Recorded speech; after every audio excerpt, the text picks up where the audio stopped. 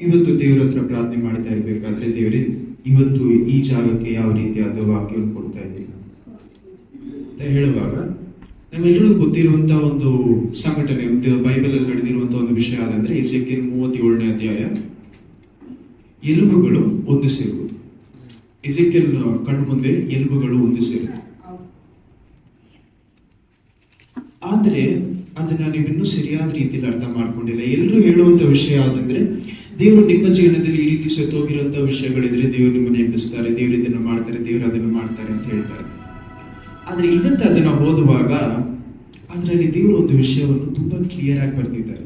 ನಾನು ಕರ್ತನ ಹಸ್ತಸ್ಪರ್ಶದಿಂದ ಪರವಶನಾಗಿರಲು ಆತನು ತನ್ನ ಆತ್ಮದ ಮೂಲಕ ನನ್ನನ್ನು ಒಯ್ದು ಎಲುಬುಗಳಿಂದ ತುಂಬಿದ್ದು ಒಂದು ತಂಗಿನಲ್ಲಿ ಇಳಿಸಿ, ನಾನು ಆ ಎಲುಬುಗಳ ಮಧ್ಯ ತಂಗನ್ನು ಬಳಸಿಕೊಂಡು ಬರುವಂತೆ ಮಾಡಿದೆ. ಇಗೋ, ತಂಗಿನ ಮೇಲೆಲ್ಲ ತೀರಾ ಒಣಗಿದ ಎಲುಬುಗಳು ಲೆಕ್ಕವಿಲ್ಲದಷ್ಟು ಬಿದ್ದಿದ್ದವು.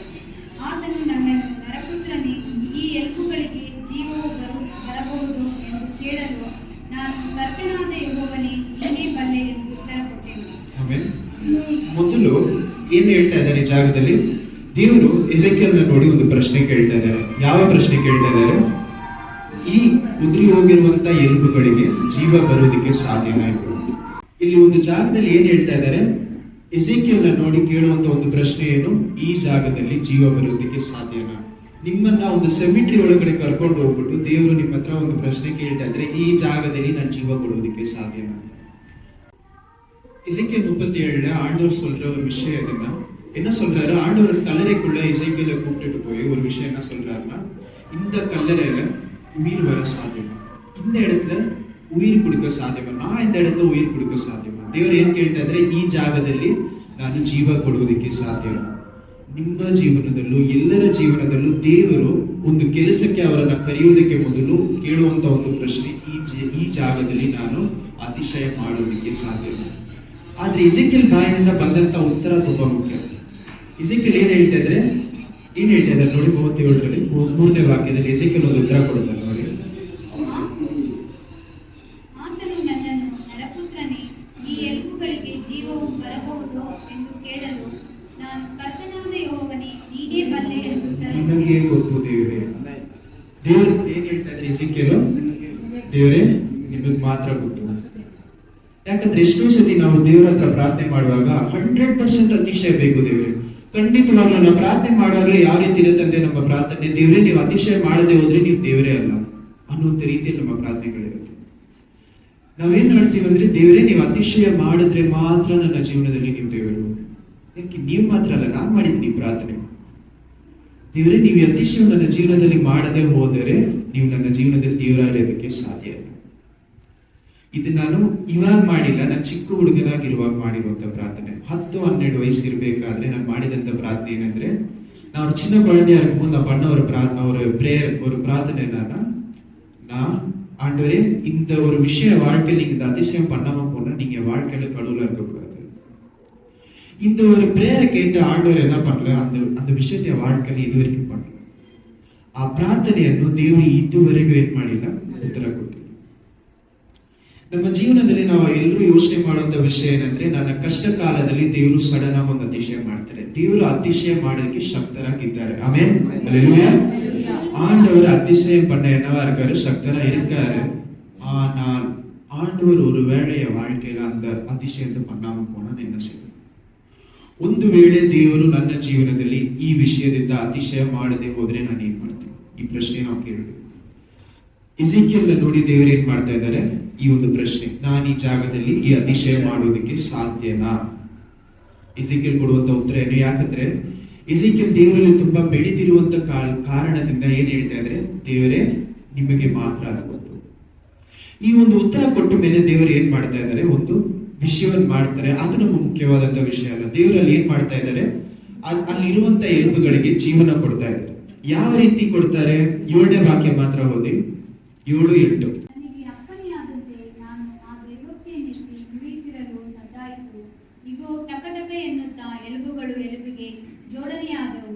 ನಾನು ನೋಡಲಾಗಿ, ಆಹಾ, ಅವುಗಳ ಮೇಲೆಯೂ ನರಗಳು ಹಬ್ಬಿಕೊಂಡವು, ಮಾಂಸವು ಹರಡಿಕೊಂಡಿತ್ತು, ಚರ್ಮವು ಮೇಲೋದಿಕೆ ಆಯಿತು, ಶ್ವಾಸವು ಮಾತ್ರ ಇರಲಿಲ್ಲ. ಒಂದು ನಿಮಿಷ, ಈ ಜಾಗದಲ್ಲಿ ಏನ್ ಹೇಳ್ತಾ ಇದ್ದಾರೆ? ಎಲ್ಲ ಒಂದಕ್ಕೊಂದು ಸೇರಿತು, ಮಾಂಸ ಬಂತು, ಎಲ್ಲ ಬಂತು, ಆದ್ರೆ ಆ ಜಾಗದಲ್ಲಿ ಏನಿರ್ಲಿಲ್ಲ? ಜೀವ. ನಾವು ದೇವರ ಹತ್ರ ಕೆಲವು ಸತಿ ಹಠ ಹಿಡಿದು ಪ್ರಾರ್ಥನೆ ಮಾಡುವಾಗ ದೇವರು ಕೆಲವು ಆಶೀರ್ವಾದಗಳನ್ನು ಕೊಡ್ತಾರೆ. ಹಠ ಹಿಡಿದು ಪ್ರಾರ್ಥನೆನ வேணும் ஆண்டவரே, எனக்கு நீங்க கொடுக்காம போனா உங்களை விட மாட்டேன்னு சொல்ற இடத்துல ஆண்டவர் ஆசீர்வாதம் கொடுத்தாரு. ஆனா அந்த ஆசீர்வாதத்துல ஆண்டோட அபிஷேகமும் ஆண்டவருடைய உயிர் இருக்காது.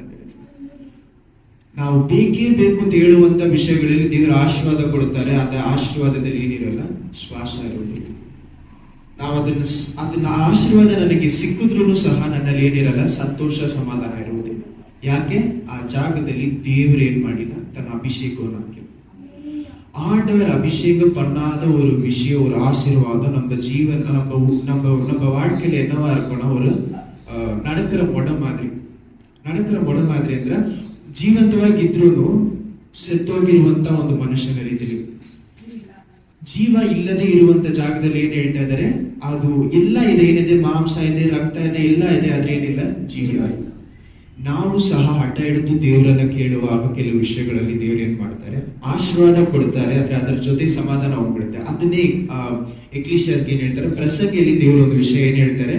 ದೇವರು ನಮಗೆ ಆಶೀರ್ವಾದವನ್ನು ಕೊಡುವಾಗ ಅದರ ಜೊತೆ ಏನ್ ಮಾಡಲ್ಲ ಅಂತೆ? ಸಾರೋ ಆಡ್ ಮಾಡಿ. ಸಾರೋಗೆ ಏನ್ ಹೇಳ್ತೀರ? ದುಃಖವನ್ನು ಸೇರಿಸುವುದಿಲ್ಲ. ನಮ್ಮ ಜೀವನದಲ್ಲಿ ಕೆಲವು ಪ್ರಶ್ನೆಗಳು ಬರುವಾಗ ದೇವರೇ ಈ ಜಾಗದಲ್ಲಿ ಏನಕ್ಕೆ ಇದನ್ನ ಮಾಡುತ್ತೆ? ನನ್ನ ಪ್ರಾರ್ಥನೆಗೆ ಯಾಕೆ ಉತ್ತರ ಸಿಗಲಿಲ್ಲ? ಯಾಕಂದ್ರೆ நாமெல்லರೂ ಮಾಡುವಂತ ಒಂದು தப்பேனಂದ್ರೆ, நம்மெல்லாரும் செய்யற ஒரு தப்பேனா, ஒருவேளை ஆண்டவர் என்னுடைய பிரேயர், என்னுடைய பிரார்த்தனை, என்னுடைய பிரேயருக்கு ஆண்டவர் என் ஜெபத்துக்கு ஆண்டவர் ஆன்சர் கொடுக்கலன்னா, என் ஜெபத்துக்கு ஆண்டவர் ஒரு உத்தரம் கொடுக்கலன்னா என்ன நினைக்கிறோம்? அப்போ என் விசுவாசம் சரியா இல்லை, என் விசுவாಸ என்னமா ಇಲ್ಲ ಸರಿಯಾಗಿ, ನನ್ನ ವಿಶ್ವಾಸ ಸರಿಯಾಗಿ ಇಲ್ಲದೆ ಇರುವಂತ ಕಾರಣದಿಂದ ದೇವರು ನನಗೆ ಉತ್ತರ ಕೊಟ್ಟಿಲ್ಲ ಅಂತ ತಪ್ಪಾದ ವಿಷಯವನ್ನು ಯೋಚನೆ ಮಾಡ್ತೀವಿ. ಅದು ನಮ್ಮ ವಿಶ್ವಾಸ ಅಲ್ಲ. ವಿಶ್ವಾಸ ದೇವರು ಎಷ್ಟು ನೋಡ್ತಾರಂತೆ? ಸಾಸಿವೆ ಕಾಲಷ್ಟು. இதனோடு விசுவாசம் இருந்தா ஆண்டவர் என்ன பண்ணுவாரு? நம்ம வாழ்க்கையில அதிசயம் பண்ணுவாரு. ஆனால் ஆண்டவர் அதிசயம் பண்ணாம இருக்கும்போது ನನ್ನ ಒಂದು ವೇಳೆ ದೇವರು ನನ್ನ ಜೀವನದಲ್ಲಿ ಈ ಒಂದು ಅತಿಶಯ ಮಾಡದೆ ಹೋದ್ರೆ, ಯಾಕಂದ್ರೆ ಎಷ್ಟೋ ಸತಿ ದೇವರಲ್ಲ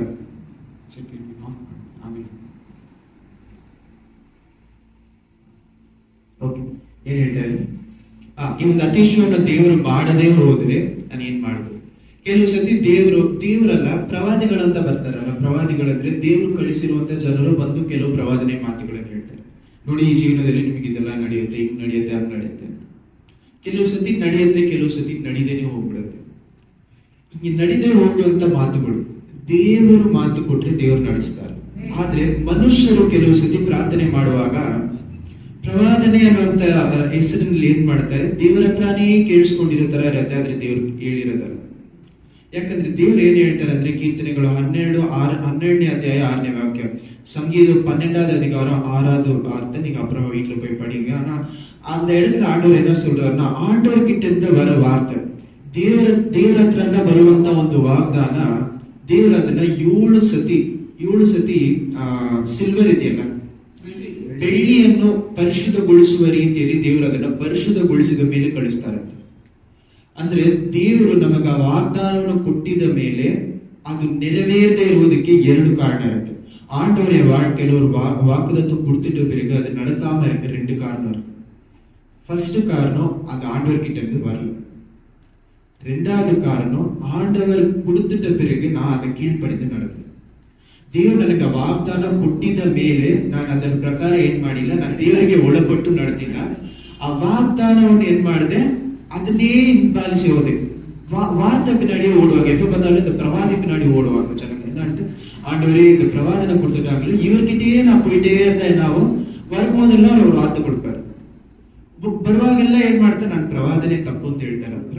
நான் பிரவாதனை சொல்றது தீர்க்க தரிசனம் சொல்றது தப்புன்னு சொல்ல வரல. ஆனா வெறும் தீர்க்க தரிசனத்தையே பிடிச்சிட்டு, ஏன்னா எத்தனை பேர் என்ன சொல்லுவாங்க, ஆண்டவர் ஒரு வார்த்தை கொடுத்திருப்பாரு, ஆனா வார்த்தையிலே இருக்காது. ದೇವರ ವಾಕ್ಯದಲ್ಲೇ ಇಲ್ಲದೇ ಇರುವಂತ ವಿಷಯಗಳನ್ನ ಅಥವಾ ದೇವರ ವಾಕ್ಯವನ್ನು ಟ್ವಿಸ್ಟ್ ಮಾಡಿ ಏನ್ ಮಾಡ್ತಾರೆ? ಇದು ನೋಡಿ, ದೇವರು ನಿಮ್ಗೆ ವಾಕ್ಯ ಕೊಡ್ತಾ ಇದ್ದಾರೆ. ಇಂಥ ವಿಷಯಗಳು ನಮ್ಮ ಜೀವನದಲ್ಲಿ ನಡೀದೇ ಇರುವಾಗ ನಮಗೇನಾಗುತ್ತೆ? ಆ ಪ್ರವಾದಿ ಮೇಲೆ ಕೋಪ ಬರಲ್ಲ, ದೇವ್ರ ಮೇಲೆ ಕೋಪ ಬರುತ್ತೆ. ನಮ್ಗೇನಾಗುತ್ತೆ? ஆண்டவர் கொடுத்த வாக்குதத்தை வாழ்க்கையில நடக்காம இருக்கும்போது அந்த பிரவாதி மேல அந்த என்ன சொல்ற அந்த தீர்க்கதர்சி மேல கோவம் வருதோ இல்லையோ ஆண்டவர் மேல ரொம்ப நல்லா கோவம் வரும். இதை நம்ம எங்க பார்க்கலாம்னா யோபு 15வது அதிகாரம் 25வது வசனம். யோபு 15:25 வாக்கியம், 25-26. யோಬು 15:25-26. ಯೋಬನು 15ನೇ ಅಧ್ಯಾಯ 25-26 ವಚನ. ಅವನು ದೇವರಿಗೆ ವಿರುದ್ಧವಾಗಿ ಕೈಚಾಚಿ ಸರ್ವಶಕ್ತನಿಗೆ ಎದುರು ನಿಂತು ಶೂರನಂತೆ ಮೆರೆದನಲ್ಲ. ಹೆಬ್ಬು ಗುಟ್ಟಗಳಿಗಿಂತ ಕೂಡಿದ ಗುರಾಣಿಯನ್ನು ಹಿಡಿದು ಕುತ್ತಿಗೆಯನ್ನೆತ್ತಿಕೊಂಡು ಆತನ ಮೇಲೆ ಬೀಳಬೇಕೆಂದು ಓಡಿದರು. ಇದನ್ನ ಯೋಬನ ಫ್ರೆಂಡು ಯೋಬ್ನ ನೋಡಿ ಹೇಳ್ತಾರೆ. ಏನಂತ ಹೇಳ್ತಾರೆ ಅಂದ್ರೆ, ದೇವರನ್ನು ನೋಡಿ ಶೀಯಿಂಗ್ ಇಸ್ ಟ್ವಿಸ್ಟೆಡ್ ಗಾಡ್ ಅಂತ. ಹಂಗಂದ್ರೆ ದೇವರೇ ನನ್ನ ಜೊತೆ ಬಂದು ಜಗಳ ಆಡಿ ಅನ್ನುವಂತ ರೀತಿಯಲ್ಲಿ ಏನ್ ಮಾಡ್ತಾ ಇದ್ದಾನಂತೆ, ದೇವರ ಹತ್ರ ನೋಡಿ ವಾದ ಮಾಡ್ತಾ ಇದ್ದ. ಹಂಗಂದ್ರೆ ಅದು ಹೆಂಗ್ಯಾಯ வாழ்க்கையில் ಅದು பண்ணலாம். ನಮ್ಮ ಪ್ರಾರ್ಥನೆ, ನಮ್ಮ ಜಪ எப்படி இருக்கும், ಅದು ಹೆಂಗೆ ನೀನ್ ನನ್ನ ಜೀವನದಲ್ಲಿ ಅದನ್ನ ಮಾಡ್ಬೋದು. ನಾನು ಏನ್ ಮಾಡಿದೆ, ನೀನ್ ಹೇಳಿದೆಲ್ಲ ಮಾಡಿದ್ನಲ್ಲ. ಏನಕ್ಕೆ ಹೇಳಿದ್ರಿ, ಪ್ರಾರ್ಥನೆ ಹೇಳಿದ್ರಿ, ಪ್ರಾರ್ಥನೆ ಮಾಡಿದೆ. ಪ್ರೇಯರ್ ದೇವ್ರ ವಾಕ್ಯ ಓದಬೇಕು ಅಂದ್ರೆ ದೇವ್ರ ವಾಕ್ಯ ಓದಿ, ಎಲ್ಲಾನು ಮಾಡಿದೆ. ಪ್ರವಾದನೆ ವಾಕ್ಯ ಬಂತು, ವಾಗ್ದಾನ ಬಂತು, ಎಲ್ಲ ಬಂತು, ಆದ್ರೆ ನಡೆದಿಲ್ವಲ್ಲ. ನಾವೇನ್ ಮಾಡ್ತೀವಿ, ದೇವರನ್ನು ನೋಡಿ ಪ್ರಶ್ನೆ ಕೇಳಿ ಪ್ರಾರಂಭಿಸ್ತೀವಿ. ஆண்டவரை பார்த்து என்ன பண்றோம், ஒரு டவுட் கேட்க ஆரம்பிக்கிறோம், ஒரு கொஸ்டின் கேட்க ஆரம்பிக்கிறோம். அதுவும் கொஸ்டின் கூட இல்ல, பிரச்சனை கூட இருக்காது. என்னவா இருக்கும், கோபமா இருக்கும். எனக்குள்ள வச்சிருக்க அந்த கோவம்லாம் என்ன பண்ணும், ஆண்டவரை பார்த்து நான் கேட்க ஆரம்பிக்கும். ஆண்டவரை ஏன் என் வாழ்க்கையில இது நீங்க பண்ணணும். ஆண்டவரை வாழ்க்கையில செய்யாம இருக்கிறதுக்கு 2 காரணம் என்ன. ஒண்ணு, நான் கீழ்பட்டு ನಡೆಯಿಲ್ಲ, ನಾನು ಕೀழ்ಪಡೆದು ನಡೆದಿಲ್ಲ, ನಾನು ದೇವರು ಹೇಳುವುದನ್ನ ಕೇಳಿ ನಾನು ನಡೆದಿಲ್ಲ. 2ನೇ ಕಾರಣ ಏನು, ದೇವರ ಹತ್ರ ಅಂದ ವಾಗ್ದಾನ ಬಂದಿಲ್ಲ. ದೇವರ ಹತ್ರ ಅಂದ ವಾಗ್ದಾನ ಬಂದು ನಡೆದೇ ಇದ್ದಿದ್ದು ಯಾರ ಜೀವನದಲ್ಲಿ, ಸೌಲ್ ಜೀವನದಲ್ಲಿ ನಡೆದಿಲ್ಲ. ಸೌಲ್ ಹತ್ರ ದೇವರು ಏನಂತ ಹೇಳ್ತಾರೆ, ನಾನು ಸೌಲ್ ಮೂಲಕ, ಈ ರಾಜನ ಮೂಲಕ, ಸೌಲ್ ರಾಜನ ಮೂಲಕ ನಾನು ಏನ್ ಮಾಡ್ತೀನಿ, ದೇವರು ಹೇಳ್ತಾರೆ, பிலிஸ்டேன் ಜನರನ್ನ ನಾನು ಏನ್ ಮಾಡ್ತೀನಿ, ಅವರ ಮೇಲೆ ನಾನು ಜಯ ಕೊಡ್ತೀನಿ ಅಂತ ಹೇಳ್ತಾರೆ.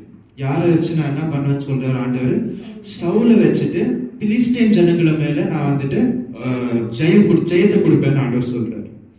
ஆனா அந்த இடத்துல சவுல் ஆண்டவருக்கு கீழ்ப்படியாததுனால, ஆண்டவர் சொன்னதை கேட்காததுனால சவுலை வச்சு அந்த விஷயத்தை ஆண்டவர் பண்ண மாட்டாரு, தாவீதை வச்சு பார்ப்பாரு. சவுலுக்கு அப்புறமா வந்து தாவீதை வச்சு ஆண்டவர் என்ன பண்றாரு, பிலிஸ்டீன் ಜನங்க மேல ಜಯத்தை கொடுப்பாரு. ದೇವರು ಏನ್ ಮಾಡ್ತಾ ಇದ್ರೆ, ಸೌಲನ್ನ ಇಟ್ಕೊಂಡು ಅದನ್ನ ಮಾಡಿಲ್ಲ, ದಾವಿದನ್ನ ಇಟ್ಕೊಂಡು ಆ ಜಯವನ್ನು ಕೊಡ್ತಾರೆ. ದಾವಿದನ್ನ ಇಟ್ಕೊಂಡು ಮಾಡಿದಕ್ಕೆ ಒಂದೇ ಕಾರಣ ಏನು, ದಾವಿದು ದೇವರು ಹೇಳಿದ್ದನ್ನ ಕೀಳ್ಪಡೆದು ನಡೆದ. ಹಲ್ಲೆಲೂಯಾ. ನಮ್ಮ ಜೀವನದಲ್ಲಿ ದೇವರು ವಾಗ್ದಾನಗಳ ಜೊತೆ ಕಟ್ಟಳೆಗಳನ್ನು ಕೊಟ್ಟಿಲ್ಲ ಅಂದ್ರೆ ಅದು ದೇವರ ವಾಕ್ಯ ಅಲ್ಲ.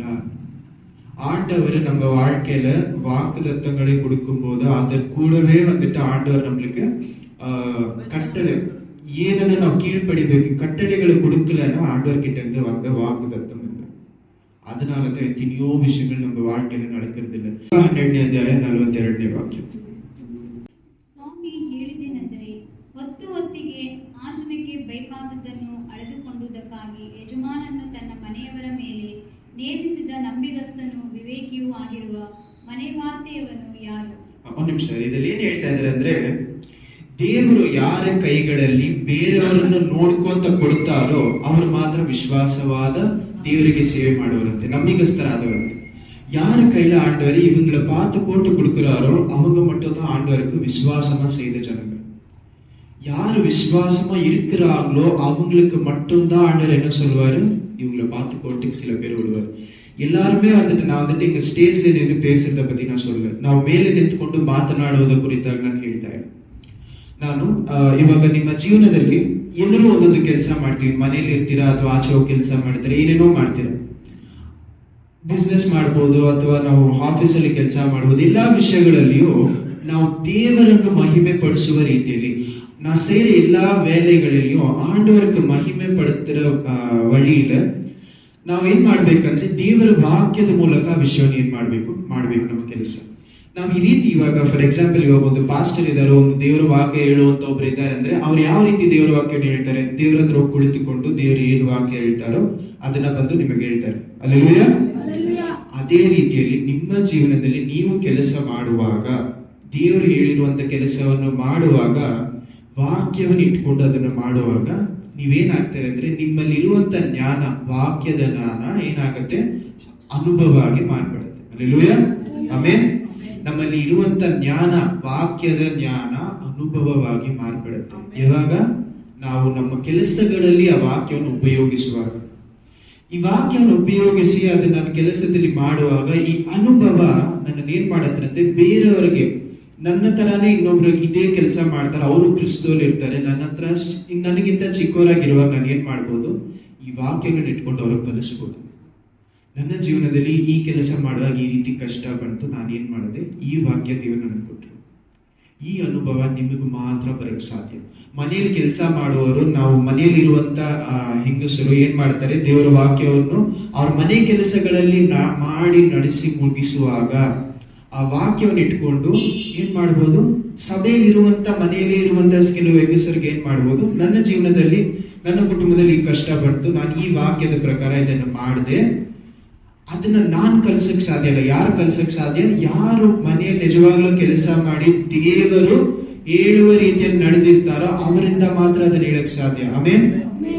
ಈ ಕಾರಣದಿಂದಾನೇ ಬರೀ ನಾನು ಮಾತ್ರ ವಾಕ್ಯ ಇಟ್ಕೊಂಡು ಓದುವುದಲ್ಲ, ನಿಮ್ಮ ಕೆಲಸಗಳಲ್ಲಿ ನೀವ ವಾಕ್ಯಗಳನ್ನು ಉಪಯೋಗಿಸುವಾಗ ನಿಮ್ಮ ಕೈ ಕೆಳಗಡೆ ನಿಮಗೆ ಅನುಭವ ಬರುವಾಗಲೇ ದೇವರು ಏನ್ ಮಾಡ್ತಾರೆ, ನಿಮ್ಮ ಅನುಭವನ ಇಟ್ಕೊಂಡು ಬೇರೆಯವ್ರಿಗೆ ಅದನ್ನ ಕಲಿಸ್ತಾರೆ.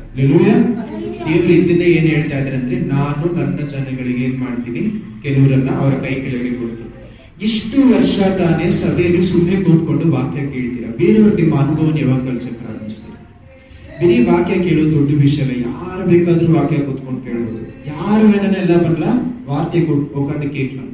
எப்போ எனக்குள்ள இருக்க வார்த்தை அனுபவமா மாறி அந்த அனுபவத்தை மற்றவங்களுக்கு நான் கத்துக் கொடுக்குறேனோ அப்போதான் ஆண்டவர் சொன்ன விஷயத்த நான் செய்யறேன்.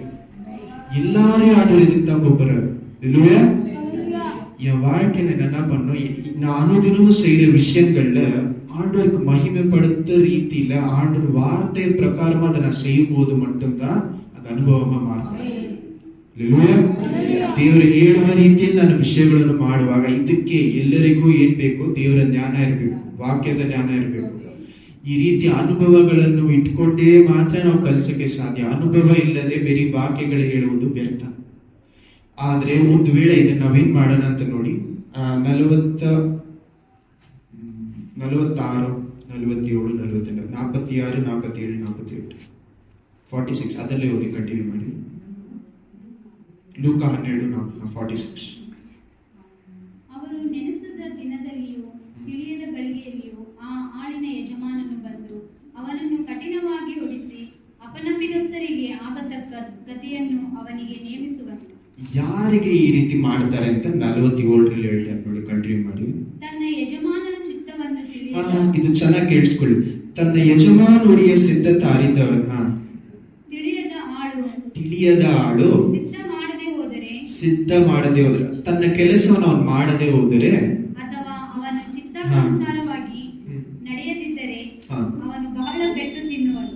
ಒಂದು ನಿಮಿಷ, ಏನ್ ಹೇಳ್ತಾ ಇದ್ದಾರೆ ನೋಡಿ. ತನ್ನ ಯಜಮಾನನ ಚಿತ್ತವನ್ನು ತಿಳಿದುಕೊಂಡು, ನಮ್ಮ ಯಜಮಾನ ಯಾರು? ಯೇಸು ಕ್ರಿಸ್ತು. ಜೋರಾಗಿ, ನಮ್ಮ ಯಜಮಾನ ಯಾರು? ಯೇಸು ಕ್ರಿಸ್ತು.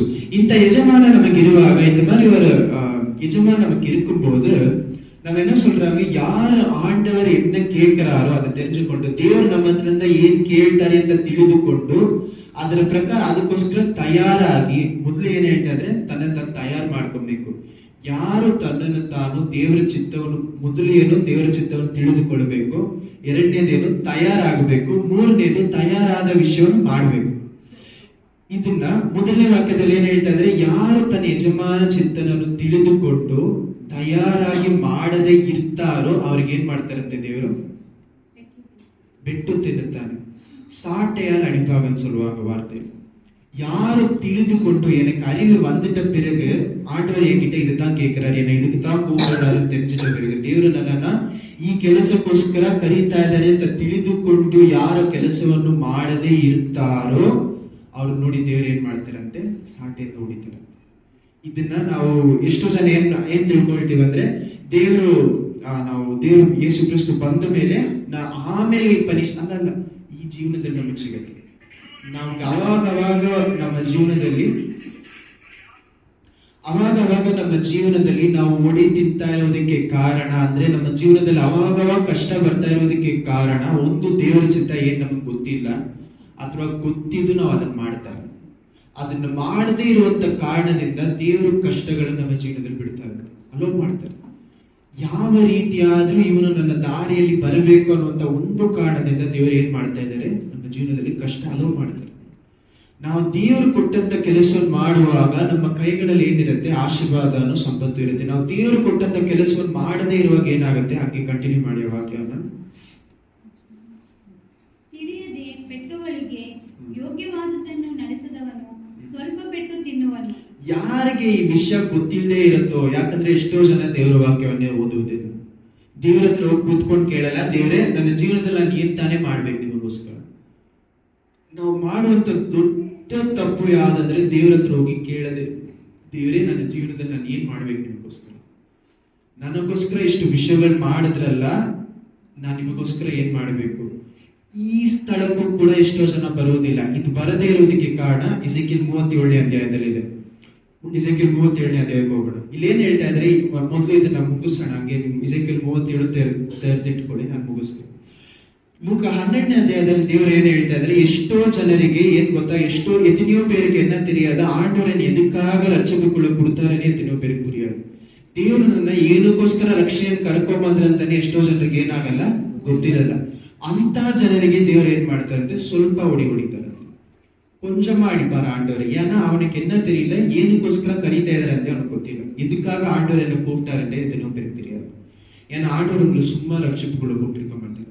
ಆಂಡವರ್ ಅಮ್ಮ ದೇವ್ರು ನಿಮ್ಮನ್ನ ಸುಮ್ಮನೆ ಏನ್ ಮಾಡಿರಲ್ಲ, ರಕ್ಷಣೆ ಒಳಗಡೆ ಕರೆದಿರಲ್ಲ. ಏನೋ ತನ್ನ ಕೆಲಸವನ್ನು, ತನ್ನ ರಾಜ್ಯದಲ್ಲಿ ಯಾವ್ದಾದ್ರು ಒಂದು ಕೆಲಸವನ್ನು ಮಾಡಬೇಕು ಅನ್ನುವಂತ ಒಂದು ಕಾರಣದಿಂದ ದೇವ್ರು ಏನ್ ಮಾಡಿರ್ತಾರೆ, ನಮ್ಮನ್ನ ಕರೆದಿರ್ತಾರೆ. ಅವರ ಪ್ರೀತಿಯಿಂದ ನಮ್ಮನ್ನ ಕರೆದಿದ್ದಾರೆ, ಇಲ್ಲ ಅಂತ ಹೇಳ್ತಾ ಇಲ್ಲ. ಆದ್ರೆ ಅವರ ರಾಜ್ಯಕ್ಕೆ ನಾವೇನೋ ಮಾಡ್ಬೇಕು ಅಂತ ಕರೆದಿದ್ದಾರೆ. ಅಲ್ಲೆಲ್ಲೂಯಾ. ನಾವು ಅದನ್ನ ತಿಳಿದುಕೊಳ್ಳದೆ ಇರುವಾಗ ಸ್ವಲ್ಪ ಹೊಡಿತಿರ್ತೀವಿ. ನಾವು ತಿಳಿದುಕೊಂಡ ಮೇಲೇನು ನಾನು ಅದಕ್ಕೋಸ್ಕರ ತಯಾರಾಗಿಲ್ಲ ಅಂದ್ರೆ ನನ್ನ ಜಾಸ್ತಿ ಹೊಡಿತೀವಿ. ನಮ್ಮನ್ನು ನಾವು ಬರೀ ಡೈರೆಕ್ಟ್ ಆಗಿ ದೇವ್ರು ಹೇಳ್ಬಿಟ್ಟು ನಿಮ್ಮನ್ನ ಒಳಗಡೆ ಕಳಿಸ್ಬಿಡಲ್ಲ.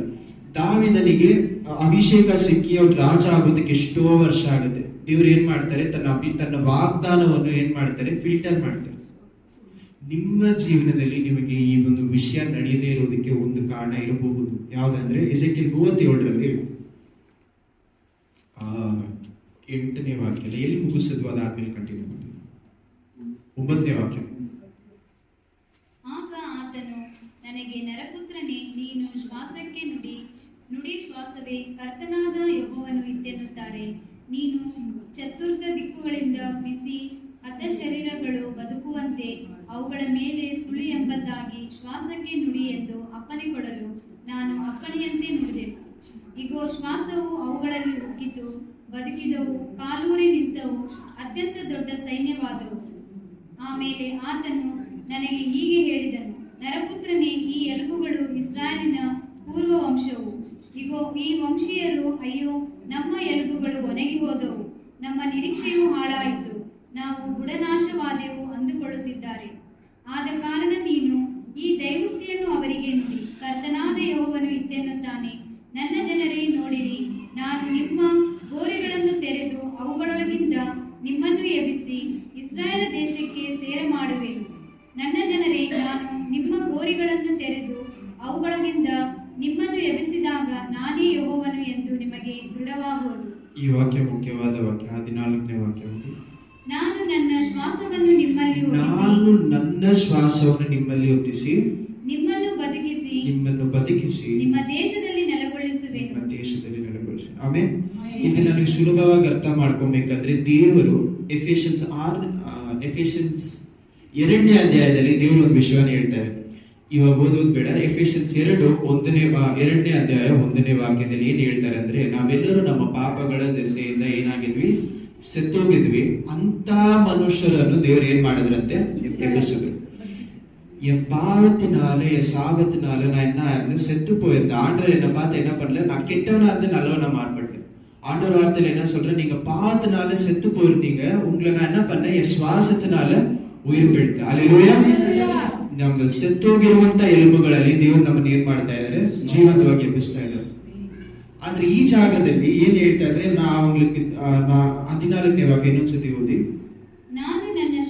ಮೊದಲು ಏನ್ ಮಾಡ್ತಾರೆ, ನನ್ನ ಶ್ವಾಸವನ್ನು ಅವರಿಗೆ ಕೊಟ್ಟು ನಿಮ್ಮಲ್ಲಿ ಹೋಗಿಸಿ ನಿಮ್ಮನ್ನು ಬದುಕಿಸಿ ಮೊದಲು ತನ್ನ ಶ್ವಾಸ ನಮಗೆ ಊದಿ ನಮ್ಮನ್ನು ಬದುಕಿಸಿದ ಮೇಲೆ ಏನ್ ಮಾಡ್ತಾರೆ ಅಂತೆ, ನಿಮ್ಮ ದೇಶದಲ್ಲಿ ನಿಮ್ಮನ್ನು ನೆರವೇರಿಸಬೇಕು. ಎಲ್ಲರಿಗೂ ಇವಾಗ ರಕ್ಷಣೆ, ನಿಮ್ಗೆ ದೇವರ ವಾಕ್ಯದ ಮೇಲೆ ಸ್ವಲ್ಪವಾದ ಆಸೆ ಇದೆ, ನಿಮ್ಮ ಜೀವನದಲ್ಲಿ ಕಷ್ಟಗಳು ಬರ್ತದೆ, ಏನೋ ಒಂದು ರೀತಿಯಲ್ಲಿ ದೇವರ ಹತ್ರ ಆಗ್ತಾ ಇದ್ದೀರಾ ಅಂದ್ರೆ ಇನ್ನೂ ನಿಮ್ಮಲ್ಲಿ ಜೀವಂತವಾಗಿದ್ದೀರಾ ಅಂತ ಅರ್ಥ. ನೀವು ಜೀವಂತವಾಗಿರುವಾಗ ನಾವೆಲ್ಲರೂ ಏನ್ ಅರ್ಥ ಮಾಡ್ಕೊಳ್ತೀವಿ ಅಂದ್ರೆ ಜೀವಂತವಾಗಿದ್ದೀವಿ, ಜೀವಂತವಾದ ಮೇಲೆ ದೇವ್ರ ತಕ್ಷಣ ನನ್ನ ಜೀವನದಲ್ಲಿ ಏನ್ ಮಾಡ್ತಾರೆ, ಆ ನೆಲವನ್ನು ನಮ್ಗೆ ಕೊಟ್ಬಿಡ್ತಾರೆ. ನೆಲ ಅನ್ನೋದು ಬೇರೆ ಯಾವ್ದು ವಿಷಯ ಅಲ್ಲ, ನಿಮ್ಮ ಜೀವನದಲ್ಲಿ ಇರುವಂತ ವಾಗ್ದಾನ. ஆண்டவரை வாழ்க்கையில கொடுத்திருக்க அந்த வாக்கு தத்தத்தை தான் அவன் என்ன சொல்றோம், வாக்குதான ನೆಲ. இந்த ವಾರ್ತೆ, ಈ ಒಂದು ದೇವರ ವಾಕ್ಯ ನಮ್ಮ ಜೀವನದಲ್ಲಿ ನೆರವೇರಬೇಕು ಅಂತ ನಮ್ಮೆಲ್ಲರಿಗೂ ಆಸೆ ಇರುತ್ತೆ. ಆದ್ರೆ ದೇವರು ಈ ವಿಷಯವನ್ನು ತಕ್ಷಣ ನೆರವೇರಿಸಲ್ಲ. ಯಾಕೆ ನೆರವೇರಿಸಲ್ಲ? ನಿಮ್ಮ ಹತ್ರ ಪ್ರಶ್ನೆ ಕೇಳ್ತಾ ಇದ್ದೀನಿ, ಯಾಕೆ ತನ್ನ ವಾಕ್ಯವನ್ನು ದೇವರು ಕೊಟ್ಟಿದ ತಕ್ಷಣ ನೆರವೇರಿಸಲ್ಲ? ನಮಗೆ ಜೀವಂತವನ್ನು ಕೊಟ್ಟು ಏನಕ್ಕೆ வாழ்க்கை கொடுத்து எனக்கு உயிரை கொடுத்து என்ன ஏழ்பவஸ்டர் என்ன ಏನ್ ಮಾಡ್ತಾ ಇದ್ರೆ ಉಯಿತಳಿಕೆ வைக்கிறார் ಆಂಡವರು. ನಮ್ಮಲ್ಲಿ ಏನ್ ಕೊಡ್ತಾ ಇದ್ರೆ ಜೀವನವನ್ನು ಕೊಡ್ತಾ ಇದ್ದಾರೆ. ನಾವು ಜೀವಂತವಾಗಿರುವಾಗ ದೇವರು ಯಾಕೆ ನನ್ನ ಮುಂದೆ ಇರುವಂತ ನೆಲೆಯನ್ನು ಕೊಡ್ತಾರೆ? ಎಸೆಕಿಯೇಲ್ 36ನೇ ಅಧ್ಯಾಯ ಕೆಲವು ವಾಕ್ಯಗಳನ್ನು ಓದೋಣ. 36ನಲ್ಲಿ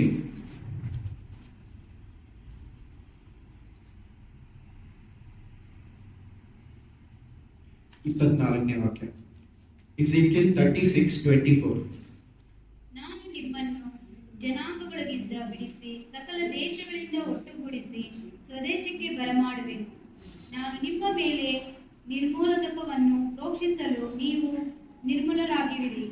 ನಿಮ್ಮ ಸಮಸ್ತ ವಿಗ್ರಹಗಳಿಂದಲೂ ಸಕಲ ವಿಧವಾದ ಹೊಲಸಿನಿಂದಲೂ ನಿಮ್ಮನ್ನು ಶುದ್ಧಿ ಮಾಡುವೆನು. ನಾನು ನಿಮಗೆ ಹೊಸ ಮನಸ್ಸನ್ನು ಕೊಟ್ಟು ನಿಮ್ಮಲ್ಲಿ ನೂತನ ಸ್ವಭಾವವನ್ನು. ತುಂಬಾ ಮುಖ್ಯವಾದಂತ ವಾಕ್ಯ. ಮೊದಲು ಏನ್ ಹೇಳ್ತಾ ಇದೆ, 24ರಲ್ಲಿ ಹೇಳ್ತಾ ಇದೆ, ಮೊದಲು ನಿಮ್ಮನ್ನ ಅನ್ಯ ದೇಶದಿಂದ ನಿಮ್ಮ ದೇಶಕ್ಕೆ ಕರ್ಕೊಂಡ್ ಬರ್ತೀನಿ. ನೆಕ್ಸ್ಟ್ ಏನ್ ಮಾಡ್ತಾರೆ ಅಂದ್ರೆ ನೀರಿನಿಂದ ನಮ್ಮನ್ನ ಪರಿಶುದ್ಧಗೊಳಿಸ್ತಾರೆ. ನಾವು ನಮ್ಮ ಪಾಪಗಳಿಂದ ಪರಿಶುದ್ಧ ಆಗೋದಕ್ಕೆ ಸಾಧ್ಯ ಇಲ್ಲ. ಇದನ್ನ ಯಾವ ರೀತಿ ಹೇಳ್ತಾ ಇದ್ದೀನಿ ಅಂದ್ರೆ, ನಮ್ಮಲ್ಲಿ ಎಷ್ಟೋ ಜನರಲ್ಲಿ ಇರುವಂತ ವಿಷಯ ಏನಂದ್ರೆ, ದೇವರೇ ನಾನು ಈ ಪಾಪನ ಬಿಟ್ಟ ಮೇಲೆ ನಿಮ್ಮ ಜೊತೆ ಹತ್ರ ಆಗ್ಬಿಡ್ತೀನಿ. ಇಲ್ಲಾಂದ್ರೆ ಏನ್ ಹೇಳ್ತೀವಿ, ದೇವರೇ ಈ ಒಂದು ವಿಷಯ ನನ್ನ ಜೀವನದಿಂದ ನಾನು ತೆಗೆದು ಬಿಟ್ಟ ಮೇಲೆ ನಾನು ಹತ್ರ ಆಗಕ್ ಸಾಧ್ಯ. ಇಲ್ಲಾಂದ್ರೆ ಏನಾಗುತ್ತೆ, ನಾನು ಹತ್ರ ಆಗೋದಕ್ಕೆ ಸಾಧ್ಯ ಇಲ್ಲ. ಆದ್ರೆ ದೇವರ ವಾಕ್ಯದಲ್ಲಿ ಏನ್ ಹೇಳ್ತಾ ಇದೆ, ದೇವರು ನಮ್ಮನ್ನ ಏನ್ ಮಾಡ್ತಾರೆ ಅಂತ 25ನೇ ವಾಕ್ಯ ಇನ್ನೊಂದ್ಸತಿ ಓದಿ. ನಾನು ನಿಮ್ಮ ಮೇಲೆ ನಿರ್ಮೂಲಕವನ್ನು ಪ್ರೋಕ್ಷಿಸಲು ದೇವರು ನಮ್ಮ ಮೇಲೆ ಆ ನೀರನ್ನು ಹಾಕುವಾಗ ನೀವು ನಿರ್ಮಲರಾಗುವಿರಿ. ನೀವು ಪರಿಶುದ್ಧರಾಗುವಿರಿ. ಹಲ್ಲೆಲೂಯಾ. ನನ್ನ ಪಾಪಗಳು ನಾನು ಬಿಡುವಾಗ ಪರಿಶುದ್ಧವಾಗ್ತಾ ಇಲ್ಲ. ದೇವರ ನೀರಿನಲ್ಲಿ ದೇವರ ಮೇಲೆ ನಾನು ವಿಶ್ವಾಸ ಇಡುವಾಗ, ಯೇಸು ಕ್ರಿಸ್ತನ ರಕ್ತದ ಮೇಲೆ ನಾನು ವಿಶ್ವಾಸ ಇಡುವಾಗ ಅವ್ರು ನನ್ನನ್ನು ಏನ್ ಮಾಡ್ತಾ ಇದ್ರೆ, ಅವಾಗಲೇ ನನ್ನನ್ನು ಪರಿಶುದ್ಧಗೊಳಿಸ್ತಾ ಇದ್ದಾರೆ. ಆಮೇಲೆ ನಾನು ಪಾಪದಿಂದ ಪರಿಶುದ್ಧವಾಗೋದು ನನ್ನ ಪಾಪವನ್ನು ಬಿಡುವಾಗಲ್ಲ, ದೇವ್ರು ನನ್ನನ್ನು ರಕ್ಷಣೆ ಒಳಗಡೆ ಕರೆಯುವಾಗ. ಹಲ್ಲೆಲೂಯಾ. ಇದನ್ನೇ ದೇವರು ಏನ್ ಹೇಳ್ತಾರೆ, ನನ್ನ ಮೇಲೆ ವಿಶ್ವಾಸ ಇಡುವಾಗ ನನ್ನ ಕಳೆದದಲ್ಲಿ ಮಾಡಿರುವಂತ ಪಾಪ, ನಾನು ಸಾಯುವವರೆಗೂ ಏನೆಲ್ಲ ತಪ್ಪುಗಳು ಮಾಡ್ತೀನಿ ಅದೆಲ್ಲವನ್ನು ದೇವರು ಏನ್ ಮಾಡಿರ್ತಾರೆ, ಒಂದೇ ಕ್ಷಣದಲ್ಲಿ ಏನ್ ಮಾಡಿದ್ರಂತೆ, ಶುದ್ಧೀಕರಿಸ್ತಾ ಇದ್ದಾರೆ. ಆದರೆ ಕಂಟಿನ್ಯೂ ಮಾಡಿ ವಾಕ್ಯ. ನಿಮ್ಮ ಸಮಸ್ತ ವಿಗ್ರಹಗಳಿಂದಲೂ ಸಕಲ ವಿಧವಾದ ಹೊಲಸಿನಿಂದಲೂ ನಿಮ್ಮನ್ನು ಶುದ್ಧಿ ಮಾಡುವೆನು. ನಿಮ್ಮನ್ನು ಶುದ್ಧಿ ಮಾಡಿ ದೇವರು ನಮ್ಮನ್ನು ಶುದ್ಧೀಕರಿಸ್ತಾರೆ. ಕಂಟಿನ್ಯೂ ಮಾಡಿ. ನಾನು ನಿಮಗೆ ಹೊಸ ಮನಸ್ಸನ್ನು ಕೊಟ್ಟು, ದೇವರು ಏನ್ ಹೇಳ್ತಾ ಇದ್ದಾರೆ, ನಾನು ನಿಮಗೆ ಹೊಸ ಮನಸ್ಸನ್ನು ಕೊಟ್ಟು ನಿಮ್ಮಲ್ಲಿ ನೂತನ ಸ್ವಭಾವವನ್ನು. ನೂತನ ನೋಡಿ, ದೇವರೇನು, ನಾವೆಷ್ಟೋ ಜನ ಮಾಡುವಂತ ದೊಡ್ಡ ತಪ್ಪೇನಂದ್ರೆ, ಹೊಸ ಮನಸ್ಸು, ಹೊಸ ನೂತನ ಹೊಸ ಸ್ವಭಾವವನ್ನು ನಾವೇ ಮಾಡ್ಬೇಕು ಅಂತ ಪ್ರಯತ್ನ ಪಡ್ತೀವಿ. புதுசான ஒரு மனசு, புதுசான ஒரு ಕ್ಯಾರೆಕ್ಟರ್ எனக்குள்ள வரணும்ட்டு ನಾನೇ ಟ್ರೈ பண்ணுவேன். ಬದಲು ಏನಂತ ಯಾವಾಗಲೂ ನಾನೇ ಏನ್ ಮಾಡ್ತಾ ಇರ್ತೀನಿ, ದೇವ್ರಿಗೋಸ್ಕರ ನಾನು ಪರಿಶುದ್ಧವಾಗಿರ್ಬೇಕು, ದೇವ್ರಿಗೋಸ್ಕರ ಇದನ್ನ ಮಾಡ್ಬೇಕಾದ. ದೇವ್ರ ವಾಕ್ಯ ಏನ್ ಹೇಳ್ತಾ ಇದ್ದೀನಿ, ನಾನು ನಿಮ್ಮನ್ನ ಪರಿಶುದ್ಧಗೊಳಿಸಿ ನಾನು ನಿಮ್ಮಲ್ಲಿ ಹೊಸ ಮನಸ್ಸನ್ನು ಕೊಡ್ತೀನಿ, ಹೊಸ ಗುಣವನ್ನು ಕೊಡ್ತೀನಿ ಅಂತ. ನಾವು ಮಾಡುವಂತ ತಪ್ಪೇನು, ನಾನಾಗೆ ಗುಣವನ್ನು ಮಾರ್ಪಡಿಸಕ್ ಪ್ರಯತ್ನ ಪಡುವ, ನಾನಾಗಿ ಗುಣವನ್ನು ಮಾರ್ಪಡಿಸಬೇಕು ಅಂತ ಪ್ರಯತ್ನ ಪಡ್ತಾ ಇದ್ರೆ ನನ್ನ ಜೀವನ ಪೂರ್ತಿ ಏನ್ ಮಾಡ್ಬೇಕು, ಗುಣವನ್ನು ಮಾರ್ಪಡಿಸಕ್ ಪ್ರಯತ್ನ ಮಾತ್ರ ಪಡ್ತಾ ಇರ್ಬೇಕು. ದೇವರು ಕೊಟ್ಟಿರುವಂತ ವಾಗ್ದಾನ ನೆಲಕ್ಕೆ ಹೋಗೋದಕ್ಕೆ ಸಾಧ್ಯ ಇಲ್ಲ. ದೇವರು ಯಾವಾಗ್ಲೂ ಎಲ್ಲರ ಜೀವನದಲ್ಲೂ ಒಂದು ಬಿಟ್ಟು ಒಂದು ಮಾಡ್ತಾ ಇರ್ತಾರೆ. ಮೊದಲು ನಮ್ಮನ್ನ ಏನ್ ಮಾಡ್ತಾರೆ, ಅನ್ಯ ದೇಶದಿಂದ ನಮ್ಮನ್ನ ತನ್ನ ದೇಶಕ್ಕೆ ಕರ್ಕೊಂಡ್ ಬರ್ತಾರೆ. ನೆಕ್ಸ್ಟ್ ಏನ್ ಮಾಡ್ತಾರೆ, ನಾವು ಬ್ಯಾಪ್ಟಿಸಮ್ ತಗೊಳ್ಳುವಾಗ ನೀರಿನಿಂದ ನಮ್ಮನ್ನ ಪರಿಶುದ್ಧಗೊಳಿಸ್ತಾರೆ. ನಾವು ಬ್ಯಾಪ್ಟಿಸಮ್ ಅಂದ್ರೆ ಜ್ಞಾನಸ್ನಾನ ತಗೊಳ್ಳೋದಕ್ಕೆ ಕಾರಣ ಏನು, ನಮ್ಮನ್ನು ಶುದ್ಧೀಕರಿಸ್ತಾ ಇದ್ದಾರೆ ದೇವರು. ನಮ್ಮ ಪಾಪಗಳಿಂದ ನಮ್ಮನ್ನು ಶುದ್ಧೀಕರಿಸ್ತಾ ಇದ್ದಾರೆ.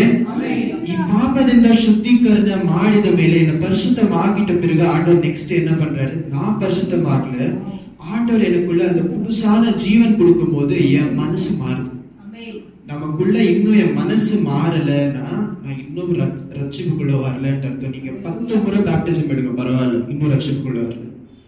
என் பழைய குணம் என்னை விட்டு இன்னும் போகலைன்னா நான் இன்னும் ரட்சிப்புக்குள்ள வரலன்னு அர்த்தம். எனக்குள்ள ஒரு ஆசையாச்சும் இருக்கணும், என் பழைய குணம் என்னை விட்டு போகணுன்ற ஆசை.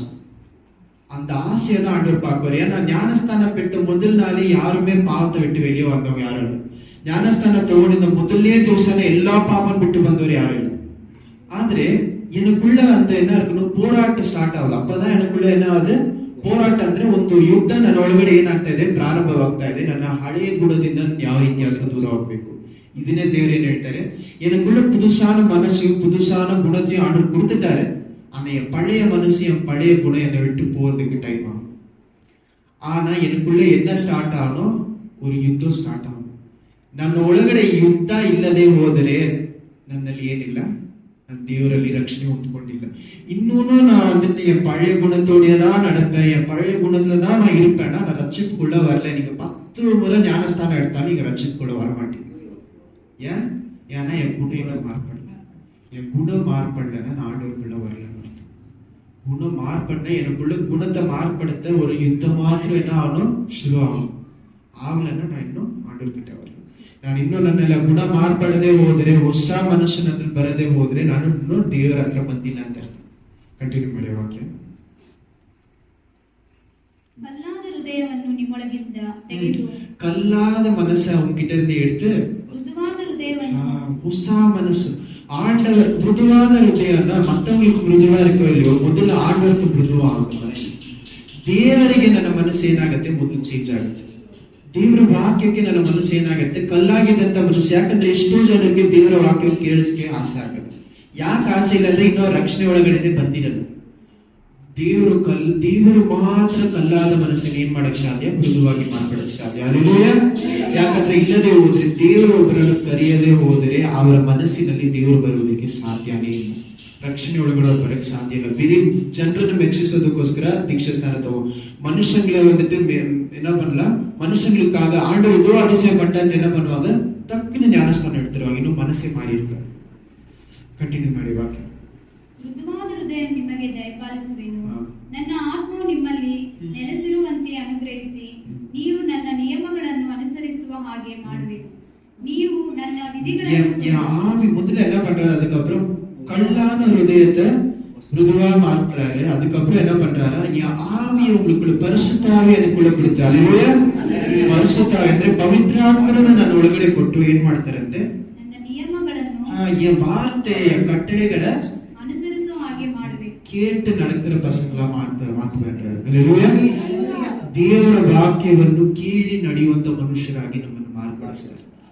ನನ್ನ ಬಲದಲ್ಲಿ ನಾನು ದೇವರ ವಾಕ್ಯವನ್ನು ಕೇಳೋದಕ್ಕೆ ಸಾಧ್ಯ. ஏன் பலத்துல ஆண்டவர் வார்த்தையை நான் கேட்க முடியாது. ஆண்டவர் பல அதுதான் பரிசுத்தாவே அவ்வளவு முக்கியம். ஏன் பரிசுத்தாவே அவ்வளவு முக்கியம், பரிசுத்தாவே எனக்குள்ள வரும்போது என் மனசு என்ன ஆகுது, ஆண்டவர் கட்டளையை கேட்டு நடக்கிற மனுஷங்களா மாறுபடுது. ஆண்டவரே வாழ்க்கையில என்னதான் இருக்கு ஆண்டவரே, உங்களுக்காக நான் என்ன பண்ண ஆண்டவரே என்ற ஆசை எனக்குள்ள எப்ப வரும், பரிசுத்தாவே எனக்குள்ள வந்துட்டு பிறகு. ஒருவேளை பவித்ராத்மா நம்மள இல்லதே ಹೋದರೆ ஆண்டவர் என்ன சொல்லிட்டு போட்டே வாழ்க்கை நடத்தித்தான் போகுது. பரிசுத்தாவே நமக்குள்ளே இருக்காரான்ட்டு சோதிச்சு பார்க்கணும். ನಿಜವಾಗ್ಲೂ ಮನಸ್ಸು ಮಾರಿ ಇರ್ಕಾಂಟು ಸೋದಿಸಿ பார்க்கணும். ದೇವರು ನನ್ನ ಮನಸ್ಸಿನಲ್ಲಿ ಇದ್ದಾರೆ, ನನ್ನ ಮನಸ್ಸು ಮಾರ್ಪಟ್ಟಿದೆಯಾ ಅಂತ ಏನ್ ಮಾಡ್ಬೇಕು, ನಾನು ಶೋಧಿಸಿ ನೋಡಬೇಕು. ಎಲ್ಲಾ ವಿಷಯಗಳನ್ನು ಶೋಧಿಸಿ ನೋಡ್ಬೇಕು. ನಾವು ಶೋಧಿಸಿ ನೋಡದೆ ಏನ್ ಮಾಡ್ತಾ ಇದ್ದೀವಿ, ನನ್ನ ಜೀವನದಲ್ಲಿ ಏನೋ ಒಂದು ನಡೆದು ಹೋಗುತ್ತೆ. ದೇವರ ವಾಕ್ಯದ ಮೇಲೆ ಇಂಟ್ರೆಸ್ಟ್ ಬರದೇ ಇರೋದಕ್ಕೆ ಒಂದೇ ಕಾರಣ ಏನು, ನನ್ನಲ್ಲಿ ಇನ್ನೂ ಪವಿತ್ರ ಆತ್ಮ ಹೊಸ ಹೃದಯವನ್ನು ಸಂಪೂರ್ಣ ಕ್ರಿಯೇಟ್ ಮಾಡಿಲ್ಲ.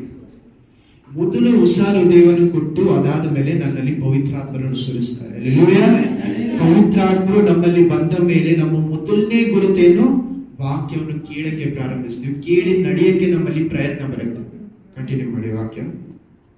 ನೀವು ನನ್ನ ವಿಧಿಗಳನ್ನು ಕೈಗೊಂಡು ಆಚರಿಸುವಿರಿ, ನಾನು ನಿಮ್ಮ ಪಿತೃಗಳಿಗೆ ಅನುಗ್ರಹಿಸಿದ ದೇಶದಲ್ಲಿ ನೀವು ವಾಸಿಸುವಿರಿ. தேவரோ இது நீங்க எசேக்கியேல் 37 ஆண்டவர் என்ன சொல்றாரு, உங்களை நான் வந்துட்டு என்ன பண்ண, உங்களை உயிர் பெழுத்துட்டு ನಿಮ್ಮನ್ನ ಜೀವ ಕೊಟ್ಟ ಮೇಲೆ ನಾನು ನಿಮ್ಮನ್ನ ನಿಮ್ಮ ದೇಶದಲ್ಲಿ ಕಳಿಸ್ತೀನಿ ಅಂತ. ಆದ್ರೆ ಇಲ್ಲಿ ಯಾವಾಗ ಬರ್ತಾ ಇದೆ ದೇಶ, ನನ್ನಲ್ಲಿ ಪವಿತ್ರಾತ್ಮ ಬಂದ ಮೇಲೆ, ನನ್ನನ್ನು ಪರಿಶುದ್ಧಗೊಳಿಸಿದ ಮೇಲೆ, ಆಮೇಲೆ ಏನ್ ಹೇಳ್ತಾ ಇದ್ರೆ ನಿಮ್ಮ ದೇಶವನ್ನು ಕೊಡ್ತೀನಿ. ದೇವರು ಒಂದು ವಿಷಯದಲ್ಲಿ ಒಂದು ವಿಷಯ ಹೇಳ್ತಾರೆ, ಒಂದು ಜಾಗದಲ್ಲಿ ಒಂದು ವಿಷಯ ಹೇಳ್ತಾರೆ, ತಕ್ಷಣ ಕೊಡ್ತೀನಿ ಅಂತಲ್ಲ. ಇಲ್ಲಿ ಕಟ್ಟಳೆಗಳು ಎಷ್ಟು ಬರ್ತಾ ಇದೆ? ಮೊದಲು ಹೊಸ ಆತ್ಮ, ಹೊಸ ಮನಸ್ಸನ್ನು, ಹೊಸ ಗುಣವನ್ನು ಕೊಡ್ತಾರೆ. ಆಮೇಲೆ ಪವಿತ್ರ ಆತ್ಮರು ನನ್ನನ್ನ ದೇವರ ವಾಕ್ಯಕ್ಕೆ ಕೀಳ್ಪಡಿಯುವಂತ ಮನುಷ್ಯನಾಗಿ ಮಾರ್ಪಡಿಸ್ತಾರೆ. ಅದಾದ ಮೇಲೆ ಏನ್ ಮಾಡ್ತಾರೆ ಅಂದ್ರೆ ನನ್ನ ವಾಗ್ದಾನ ನನ್ನ ಜೀವನದಲ್ಲಿ ನೆರವೇರಿಸ್ತಾರೆ. ಇದನ್ನೇ ಕೀರ್ತನೆಗಳು 12:6 ದೇವರು ಏನ್ ಹೇಳ್ತಾ ಇದ್ದಾರೆ? ನನ್ನ ವಾಕ್ಯ ನಿನ್ನನ್ನ 7 ಸತಿ ಏನ್ ಮಾಡುತ್ತಂತೆ? ಬೆಳ್ಳಿಯ ರೀತಿಯಲ್ಲಿ ಪರಿಶುದ್ಧಗೊಳಿಸಿದ್ರು.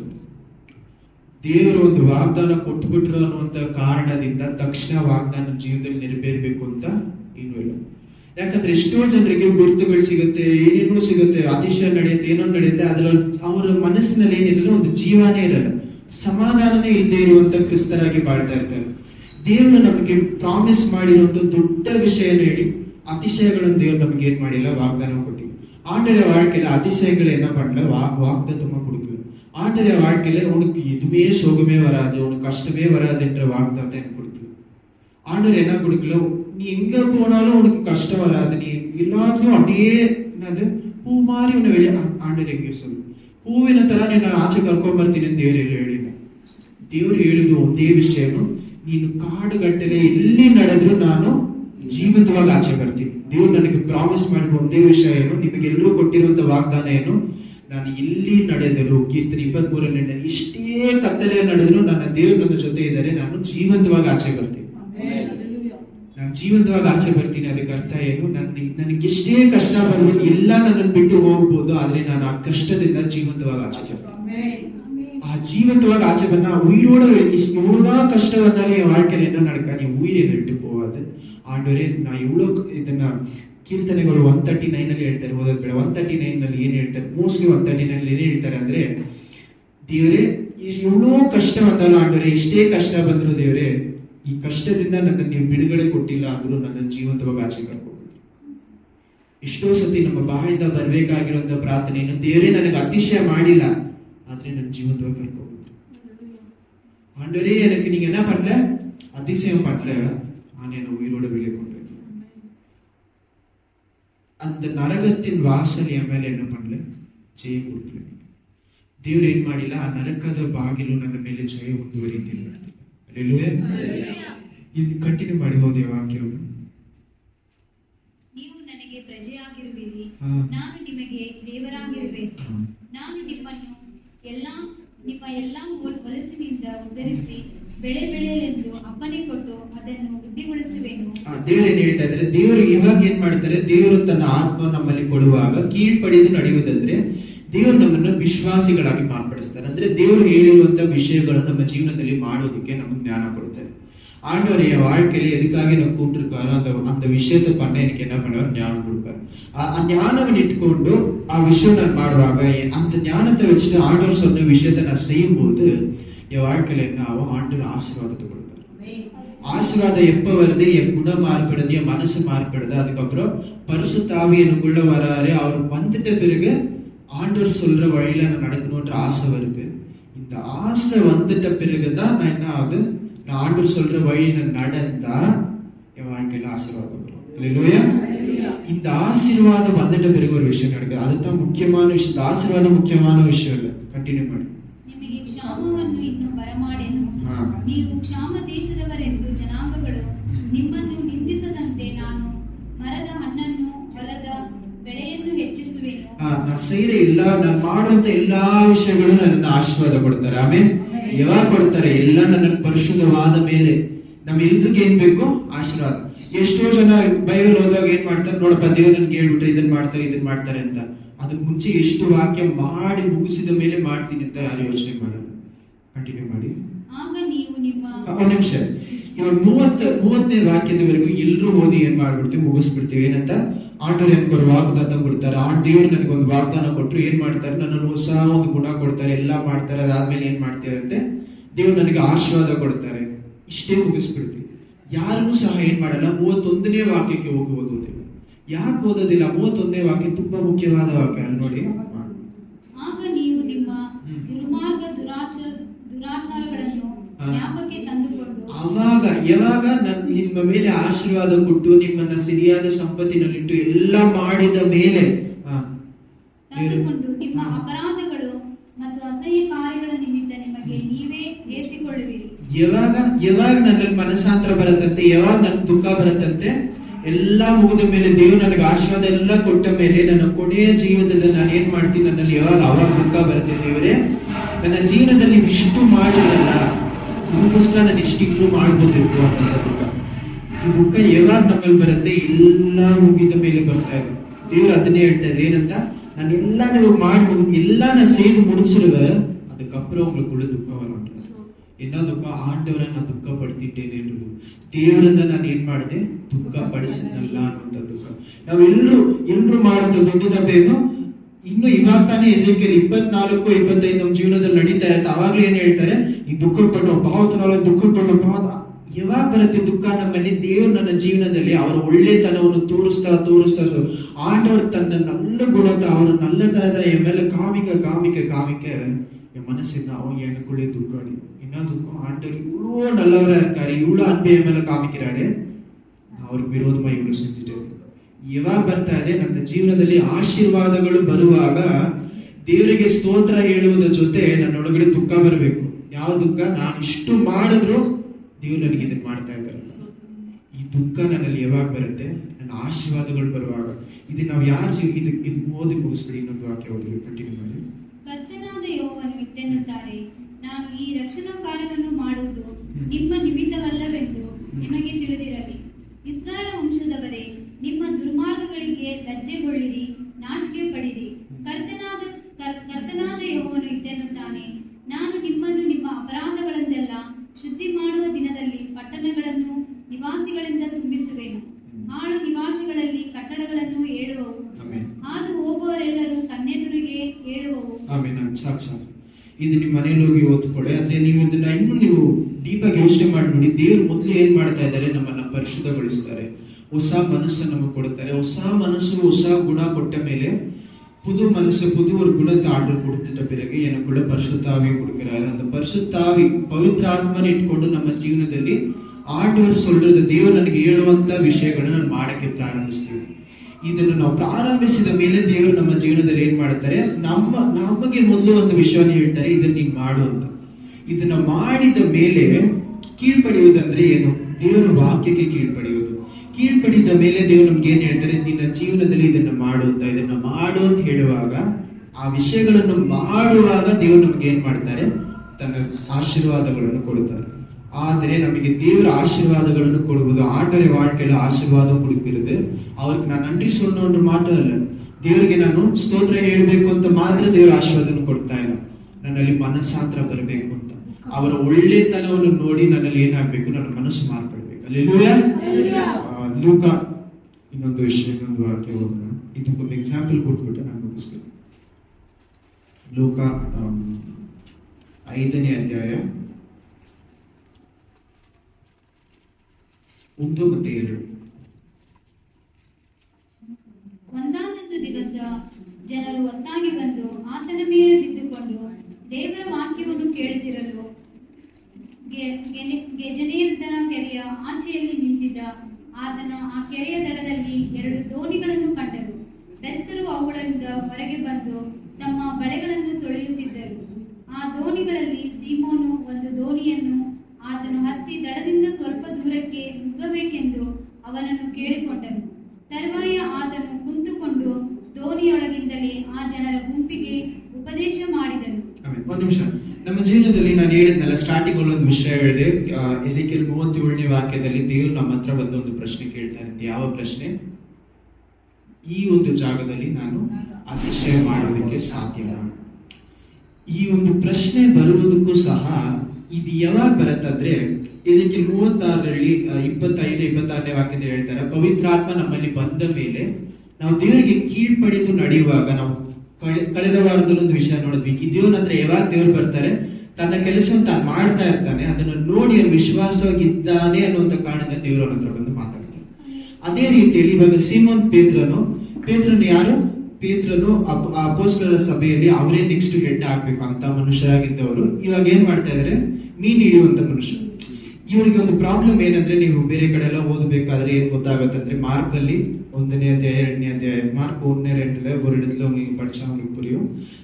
ಪೇತ್ರನು ಏನಾಗಿರುತ್ತೆ, ಅವ್ರ ಜೊತೆಲಿ ಇರೋರು ಏನ್ ಮಾಡ್ತಾ ಇರ್ತಾರೆ, ಮೀನ್ ಹಿಡಿಯಕ್ಕೆ ಪ್ರಯತ್ನ ಪಡ್ತಾ ಇರ್ತಾರೆ. ನೈಟ್ ಎಲ್ಲಾ ಮಾಡಿದ್ರೆ ಏನಾಗಿರಲ್ಲ, ಮೀನ್ ಸಿಕ್ಕಿರಲ್ಲ. ಇದು ನಮ್ಮ ಜೀವನದಲ್ಲೂ ನಾವು ಯಾವ ರೀತಿ ನಾವೇನೇನೋ ಪ್ರಯತ್ನ ಪಡ್ತೀವಿ, ಏನೇನೋ ಪ್ರಾರ್ಥನೆ ಮಾಡ್ತೀವಿ, ಆದ್ರೆ ಪ್ರಾರ್ಥನೆಗಳಿಗೆ ಉತ್ತರ ಸಿಗೋದಿಲ್ಲ. ಇಂಥ ಒಂದು ಸ್ಥಳ ಇರಬೇಕಾದ್ರೆ ಇವಾಗ ಏನಾಗ್ತಾ ಇದೆ, ಎಲ್ಲಾ ಮುಗಿಸ್ಬಿಟ್ಟು ಬಂದವ್ರು ಏನ್ ಮಾಡ್ತಾ ಇದ್ದಾರೆ, ತುಳಿತಾ ಇರ್ತಾರೆ ತಮ್ಮ ಫಿಶ್ ನೆಟ್ ನ.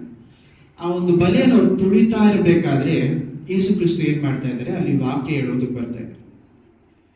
ಪೇತ್ರನ ಜೀವನದಲ್ಲಿ ಮೊದಲು ದೇವರು ಏನ್ ಮಾಡಿಲ್ಲ, ತಕ್ಷಣ ಹೋಗಿ ಏನ್ ಮಾಡಿಲ್ಲ, ಹೋಗಿ ಅತಿಶಯವನ್ನು ಮಾಡಿಲ್ಲ. ಮೊದಲು ಪೇತ್ರನ ಹಡಗಿನಲ್ಲಿ ನಿಂತ್ಕೊಂಡು ದೇವರು ಏನ್ ಮಾಡ್ತಾ ಇದ್ದಾರೆ, ವಾಕ್ಯ ಹೇಳ್ತಾರೆ. ಪೇತ್ರನು ವಾಕ್ಯವನ್ನು ಕೇಳಿದ ಮೇಲೆ ಅವನಲ್ಲಿ ಏನ್ ಬಂತು, ವಿಶ್ವಾಸ ಬಂತು. ಪೇತ್ರನು ಒಂದು ವೇಳೆ ಆ ವಾಕ್ಯವನ್ನು ಕೇಳದೆ ಹೋಗಿದ್ರೆ ಅವನಲ್ಲಿ ವಿಶ್ವಾಸ ಬರ್ತಿರ್ಲಿಲ್ಲ. ಎಷ್ಟೋ ಜನರಿಗೆ ಅರ್ಥ ಆಗಲ್ಲ.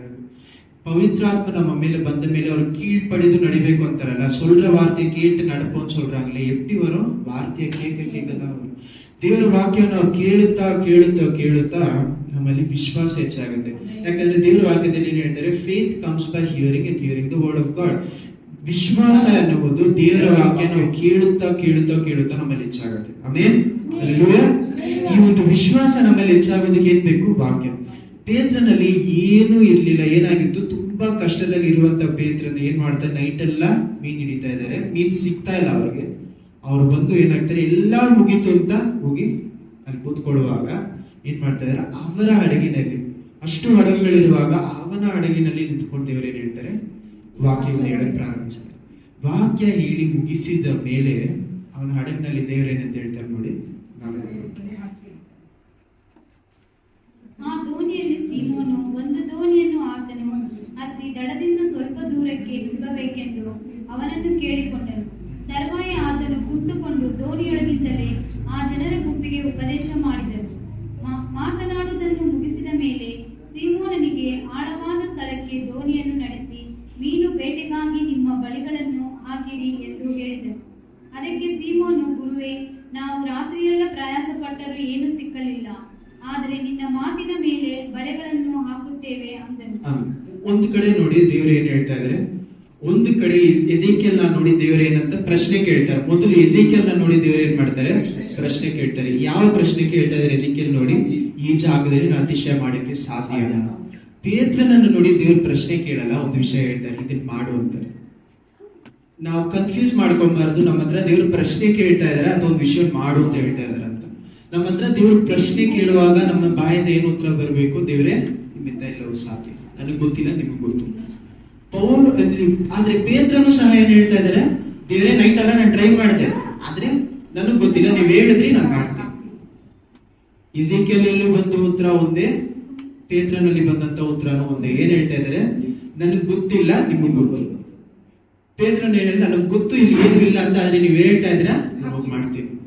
ಈ ವಿಶ್ವಾಸದ ಹೆಜ್ಜೆ ಎತ್ತಿಡುವಾಗ ಎಜೆಕಿಯಲ್ ಇದ್ದಿದ್ದು ವಿಶ್ವಾಸ, ಪೇತ್ರನಲ್ಲಿ ಇದ್ದಿದ್ದು ವಿಶ್ವಾಸ. ವಿಶ್ವಾಸದಲ್ಲಿ ಹೆಜ್ಜೆ ಇಡುವಾಗ ಏನಾಗುತ್ತೆ, ಹಂಗೆ ಕಂಟಿನ್ಯೂ ಮಾಡಿರುವಾಗ ಹಾಕಿದ ಮೇಲೆ ಮೀನುಗಳು ರಾಶಿಯಾಗಿ ಸಿಕ್ಕಿಕೊಂಡು ಅವರ ಬಲೆಗಳು ಹರಿದು ಹೋಗುತ್ತಿದ್ದವು. ಆಗ ಅವರು ಮತ್ತೊಂದು ದೋಣಿಯಲ್ಲಿದ್ದ ತಮ್ಮ ಪಾಲುಗಾರರಿಗೆ, ನೀವು ಬಂದು ನಮಗೆ ನೇರವಾಗಬೇಕೆಂದು ಸಂಧಿ ಮಾಡಿದರು. ಅವರು ಬಂದು ಆ ಎರಡು ದೋಣಿಗಳಲ್ಲಿ ಮೀನುಗಳನ್ನು ತುಂಬಿಸಲು ಅವು ಮುಳುಗುವ ಹಾಗಾದವು. ಸೀಮೋನು ಪೇತ್ರನಿದನ್ನು ಕಂಡು 7ನೇ ವಾಕ್ಯದವರೆಗೂ ಎಲ್ರಿಗೂ ಚೆನ್ನಾಗಿ ಗೊತ್ತಿರುವಂತದ್ದು. ಏನ್ ಮಾಡ್ತಾ ಇದ್ರೆ, ದೇವ್ರು ಹೇಳ್ತಾರೆ, ಅವ್ರು ಹೋಗಿ ಒಂದು ಬಲೆಯನ್ನು ಹಾಕ್ತಾರೆ. ಬಲೆ ಹಾಕಿದ ಮೇಲೆ ಏನಾಗ್ತಾ ಇದೆ, ಮೀನು ತುಂಬಾ ರಾಶಿಯಾದ ಮೀನ್ ಸಿಗತ್ತೆ. ಇದೆಲ್ಲ ಆದ್ಮೇಲೆ ಏನಾಗ್ತಾ ಇದೆ, ಇಷ್ಟು ರಾಶಿಯಾದ ಮೀನ್ ಸಿಕ್ಕಿದ ಮೇಲೆ ಅವ್ರು ಏನ್ ಮಾಡ್ತಾರೆ, ಇನ್ನೊಂದು ಹಡಗು ಕರೆದು ಅದನ್ನ ಫುಲ್ ಮಾಡ್ಬೇಕು ಅನ್ನುವಷ್ಟು ಏನಾಗ್ತಾ ಇದೆ, ಅಷ್ಟು ಮೀನ್ ಸಿಕ್ತು. ಎಲ್ರು ನಾವೆಲ್ಲಿ ಸ್ಟಾಪ್ ಮಾಡ್ಬಿಡ್ತೀವಿ, ಆಯ್ತು ದೇವ್ರು ಏನ್ ಮಾಡಿದ್ರು, ಅತಿಶಯ ಮಾಡ್ಬಿಟ್ರು. ದೇವ್ರು ನನ್ನ ಹತ್ರ ಒಂದು ಪ್ರಶ್ನೆ ಕೇಳ್ತಾ ಇದ್ರೆ, ಪ್ರಶ್ನೆ ಕೇಳಿದ ತಕ್ಷಣ ನಾನು ಏನ್ ಮಾಡ್ತಾ ಇದ್ದೀನಿ, ಇಲ್ಲ ದೇವ್ರು ನಿಮ್ಗೆ ಗೊತ್ತು, ಎಲ್ಲ ಗೊತ್ತು, ಮಾಡ್ತಾರೆ, ಅವ್ರೊಂದು ಅತಿಶಯ ಮಾಡ್ಬಿಡ್ತಾನೆ. ಅಷ್ಟು ವರ್ಷದಿಂದ ಕೇಳಿರುವಂತ ಅತಿಶಯ ಆದ ಮೇಲೆ ಏನ್ ಮಾಡ್ತಾ ಇದ್ದಾರೆ ನೋಡಿ, ಪೇತ್ರನ್ ಏನ್ ಮಾಡ್ತಾರೆ ನೋಡಿ. ಸೀಮೋನು ಪೇತ್ರನು ಇದನ್ನು ಕಂಡು ಯೇಸುವಿನ ಮೊಣಕಾಲಿಗೆ ಬಿದ್ದು, ಒಂದು 10 ಜನ ಕುಷ್ಠರೋಗಿಗಳು ಏನ್ ಮಾಡ್ತಾರೆ, ದೇವರ ಹತ್ರ ಹೋಗ್ತಾರೆ, ಯೇಸು ಕ್ರಿಸ್ತು ಹತ್ರ ಏನಂತ ಸ್ವಸ್ಥ ಮಾಡುವಂತ. ಅದ್ರಲ್ಲಿ ಯಾರು ಹಿಂತಿರುಗಿ ಹೋಗ್ತಾರೆ, ಒಬ್ಬನೇ ತಿರುಗಿ ಹೋಗಿ ಏನ್ ಮಾಡ್ತಾನೆ, ಕಾಲ ಹತ್ರ ಬಿದ್ದು ದೇವರೇ ಮಾಡಿದಕ್ಕೋಸ್ಕರ ಸ್ತೋತ್ರ. ಈಗ ಇನ್ನೊಂದ್ಸತಿ ಅದ್ ಮನೇಲಿ ಹೋಗ್ಬೋದು. ಆದ್ರೆ ಎಷ್ಟೋ ಜನರಿಗೆ ದೇವರ ಅತಿಶಯ ಮಾಡಿದ ಮೇಲೆ ನಾವು ಮಾಡದೇ ಇರುವಂತ ಒಂದು ವಿಷಯ ಏನು, ನಾವು ಸಹ ಸೀಮೋನ್ ಪೇತ್ರನ ತರ ಏನ್ ಮಾಡ್ತಾ ಇಲ್ಲ, ಹೋಗಿ ಮೊಣಕಾಲು ಹಾಕಿ ಅವನ್ ಏನ್ ಹೇಳ್ತಾನೆ, ಸೀಮೋನ ಪೇತ್ರನ ಇದನ್ನು ಕಂಡು ಯೇಸುವಿನ ಮೊಣಕಾಲಿಗೆ ಬಿದ್ದು, ಸ್ವಾಮಿ, ನಾನು ಪಾಪಾತ್ಮನು. ನೋಡಿ, ಎಸೆಕಿಯೇಲ್ 36 ದೇವ್ರು ಏನ್ ಹೇಳ್ತಾರೆ, ನಿಮ್ಗೆ ಅತಿಶಯವನ್ನು ಮಾಡ್ತೀನಿ, ಆಶೀರ್ವಾದವನ್ನು ಕೊಡ್ತೀನಿ, ಅದಾದ್ಮೇಲೆ ನನ್ನಲ್ಲಿ ಏನ್ ಬರ್ತಾ ಇದೆ, ಮನಸ್ಸಾಂತರ ಬರ್ಬೇಕು ಅಂತಾರೆ. ಅಯ್ಯೋ ದೇವ್ರೇ, ನಾನು ಪಾಪಿ. ಅವನೇನ್ ಹೇಳ್ತಾನೆ, ದೇವ್ರೇ ನಾನು ಪಾಪಾತ್ಮನು, ನನ್ನನ್ನು ಬಿಟ್ಟು ಹೋಗಬೇಕು, ನನ್ನನ್ನು ಬಿಟ್ಟು ನೀವು ದೂರ ಹೋಗ್ಬೇಕು ದೇವರೇ ಅಂತ. ಅವನಲ್ಲಿ ಏನ್ ಬರ್ತಾ ಇದೆ, ದೇವರ ಅತಿಶಯ ಮಾಡುವಾಗ ತನ್ನ ಪಾಪದ ಅರಿವನ್ನು ಬರ್ತಾ ಇದೆ. ನಮ್ಮ ಜೀವನದಲ್ಲಿ ದೇವರು ನಮ್ಮನ್ನು ಪರಿಶುದ್ಧಗೊಳಿಸುವಾಗ, ನಮ್ಮನ್ನು ಅತಿಶಯ ಮಾಡುವಾಗ ಎಷ್ಟು ಜನರಲ್ಲಿ ಆ ಪಾಪದ ಅರಿವು ಬಂದಿದೆ. ಯಾಕಂದ್ರೆ ನಾವೆಲ್ಲರೂ ಪ್ರಾರ್ಥನೆ ಮಾಡುವಾಗ ದೇವರು ಒಂದಿಲ್ಲ ಒಂದು ಅತಿಶಯ ಮಾಡಿರ್ತಾರೆ. ಈ ಅತಿಶಯ ಮಾಡಿದ ಮೇಲೆ ಎಷ್ಟು ಜನರಲ್ಲಿ ಪಾಪದ ಅರಿವಾಗಿ, ದೇವರೇ ನಾನು ತಪ್ಪು ಮಾಡಿದ್ನಲ್ಲ, ಹಿಂಗಿದ್ರೂ ಸಹ ನಾ ಇವಳು ತಪ್ಪು ಪಣ್ಣ ಆಂಡವರೇ வாழ்க்கையில அதிசயம் பண்ணிட்டீங்க, ஆனா இவ்வளவு தப்பு பண்ணிருக்கேனே, ಇನ್ನು ಮಣ್ಣಿಂಗ ಆಂಡವರೇ ಎತ್ತಿನ ಬೇಕು சொல்லிருக்கோம். ಯಾಕಂದ್ರೆ ದೇವರು ಎಷ್ಟೋ ವಿಷಯಗಳಿಂದ ಅತಿಶಯವಾಗಿ ನಮ್ಮನ್ನು ನಡೆಸ್ಕೊಂಡು ಆಚೆ ಬಂದಿರ್ತಾರೆ. ಅವ್ರ ಕೃಪೆ ಇಲ್ಲದೆ ಹೋಗಿದ್ರೆ ನಾವು ಜೀವಂತವಾಗಿ ಇರಕ್ಕಾಗಲ್ಲ. ಹಂಗಿರ್ಬೇಕಾದ್ರೆ ಆ ಒಂದು ಅತಿಶಯ ನನ್ನ ಜೀವನದಲ್ಲಿ ನಡೆದ ಮೇಲೆ ನನ್ನ ಪಾಪಗಳ ಅರಿವಾಗಿ ಅದನ್ನ ಬಿಟ್ಟು ನನ್ನ ದೂರ ಬಂದಿದ್ದೀನಿ. ದೇವರ ಹತ್ರ ಹೋಗಿ ನಾವು ಎಷ್ಟು ಸತಿ ಕೇಳಿದೀವಿ, ದೇವರೇ ನಾನು ಪಾಪಿಯಾಗಿದ್ದೀನಿ, ನನ್ನ ಬಿಟ್ಟು ದೂರ ಹೋಗಿ ಅಂತ ಎಷ್ಟು ಜನ ಹೇಳಿದ್ದೀವಿ. ಅಥವಾ ದೇವರೇ ನಾನು ಪಾಪಿಯಾಗಿದ್ದೀನಿ, ಪಾಪ ನನ್ನ ದೂರ ತೆಗೆದಿದ್ದೇವೆ ದೇವರೇ. ಯಾಕಂದ್ರೆ ನಾವು ಪಿತ್ರನ ತರನೇ ಪ್ರಾರ್ಥನೆ ಮಾಡ್ಬೇಕು ಅಂತಲ್ಲ, ನಮ್ಮ ಪ್ರಾರ್ಥನೆ ನಮಗೆ ಗೊತ್ತು. ಎಷ್ಟು ಜನ ಪಾಪದ ಅರಿವಾದರೂ ಆಗಿದೆ. ಅತಿಶಯವನ್ನು ತಗೊಂಡು ಏನ್ ಹೇಳ್ತಾರೆ, ಕೃತಜ್ಞತೆ ಇಲ್ಲದಂತ ಜನರಾಗಿ ನಾವು ಮಾರ್ಪಡ್ತೀವಿ. ಎಷ್ಟೋ ಸತಿ ದೇವ್ರ ಹತ್ರ ಒಂದು ಅತಿಶಯ ಪಡ್ಕೊಂಡು ಏನ್ ಮಾಡ್ತೀವಿ, ಕೃತಜ್ಞತೆನೇ ಇಲ್ಲದಂತ ಜನರಾಗಿರ್ತೀವಿ.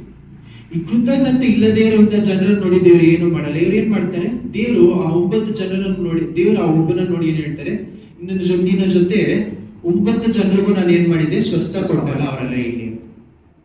ಇನ್ನೊಬ್ಬನು ಮಾತ್ರ ದೇವ್ರ ಹತ್ರ ಹುಡ್ಕೊಂಡು ತಿರುಗಿ ಬರ್ತಾನೆ. ದೇವರೇ ನಿಮ್ಮನ್ನ ಹಿಂಬಾಲಿಸ್ಬೇಕು ಅಂತ ಹೇಳ್ತಾನೆ.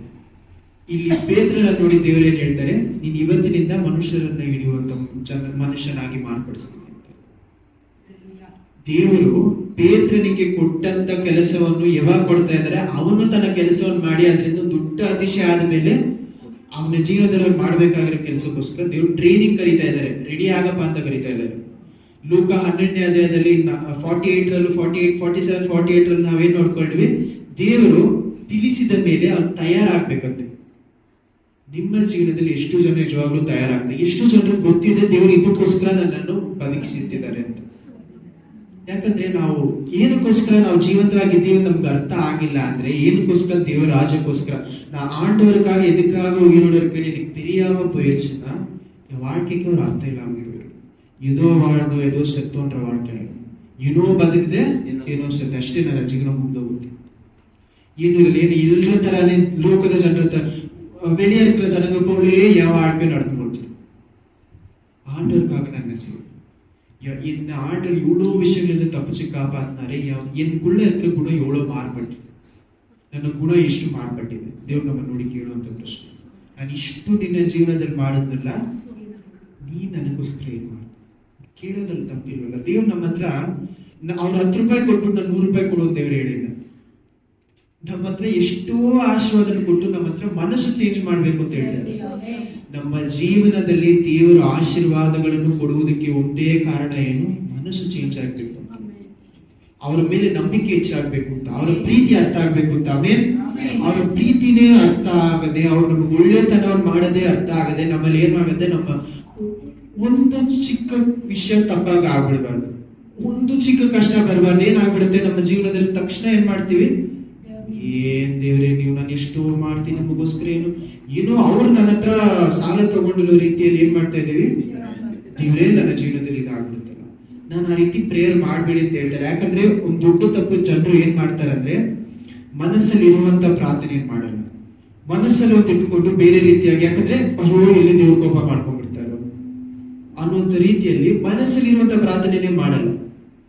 ಏನ್ ಮಾಡ್ತಾರೆ, ಅಯ್ಯೋ ದೇವರಿಗೆ ಕೋಪ ಮಾಡ್ಕೊಳ್ತಾರೆ, ಅಯ್ಯೋ ನನ್ನ ಆಶಾದಲ್ಲಿ ನನ್ನ ನೋಡಿ ಬರಲು ಅಂತ ದೇವ್ರಿಗೆ ನನ್ನ ಮನಸ್ಸು ಏನು ಗೊತ್ತಿಲ್ಲದೆ ಇರುವಂತ ರೀತಿಯಲ್ಲಿ ಮನಸ್ಸಲ್ಲಿ ಓದಿರುತ್ತೆ. ದೇವ್ರ ಹತ್ರನೇ ಏನ್ ಮಾಡ್ತಾರೆ, ಆಟ ಆಡ್ತಾರೆ. ಏನಂತ ಮನಸ್ಸಲ್ಲಿ ಓದಿರುತ್ತೆ, വലിയ പല പ്രേയർல எப்படி இருக்கும் ஆண்டவரே ஒரு போனாலும் ஆண்டவரே நீங்க பண்ணாத அதிசயமே இல்ல ஆனா மனசுல என்ன சொல்லும் நான் இந்த கடவுள் ஏதோ பிரேயர் பண்றேன் ஏதோ பண்றேன் வந்து எதுவுமே பண்ண மாட்டேங்கிறது ಮನಸ್ಸಲ್ಲಿ ಏನಿರುತ್ತೆ ಏನೋ ಪ್ರಾರ್ಥನೆ ಮಾಡ್ತೀನಿ ಎಷ್ಟೇ ಮಾಡಿದ್ರು ಯಾಕ ಕೇಳಲ್ಲ ಅಂತ ಆದ್ರೆ ಪ್ರಾರ್ಥನೆ ಹೆಂಗಿರೋದು ಬಾಯಿ ಬಿಟ್ಟು ಬೇರೆಯವ್ರ ಮುಂದೆ ಪ್ರಾರ್ಥನೆ ಮಾಡುವಾಗ ಎಷ್ಟು ಚೆನ್ನಾಗಿರುತ್ತೆ ಅವರಂತ ಪ್ರಾರ್ಥನೆ ಮಾಡಕ್ಕೆ ಸಾಧ್ಯ ಇಲ್ಲ ಅಷ್ಟು ವಿಶ್ವಾಸದಿಂದ ಪ್ರಾರ್ಥನೆ ಮಾಡ್ತಾರೆ ಆದ್ರೆ அவங்க வாழ்க்கையில என்ன இருக்காது ಸಮಾಧಾನ ಅವ್ರ ಜೀವನದಲ್ಲಿ ಏನಿರಲ್ಲ ಸಮಾಧಾನ ಇಲ್ಲ ಅದಕ್ಕೇನೆ ಒಬ್ರು ಯಾವ ರೀತಿ ಪ್ರಾರ್ಥನೆ ಮಾಡ್ತಾರೆ ಒಬ್ರು ಯಾವ ರೀತಿ ವಚನ ಹೇಳ್ತಾರೆ ಅಂತ ಇಟ್ಕೊಂಡು ಅವ್ರು ಎಷ್ಟು ದೇವರ ಹತ್ರ ಇದ್ದಾರೆ ನಾವು ಯೋಚನೆ ಮಾಡಬೇಕು ಯಾಕಂದ್ರೆ ಜನರು ಬಾಯಿ ಮಾತು ಯಾವ ರೀತಿ ಬೇಕಾದ್ರೂ ಮಾತಾಡಬಹುದು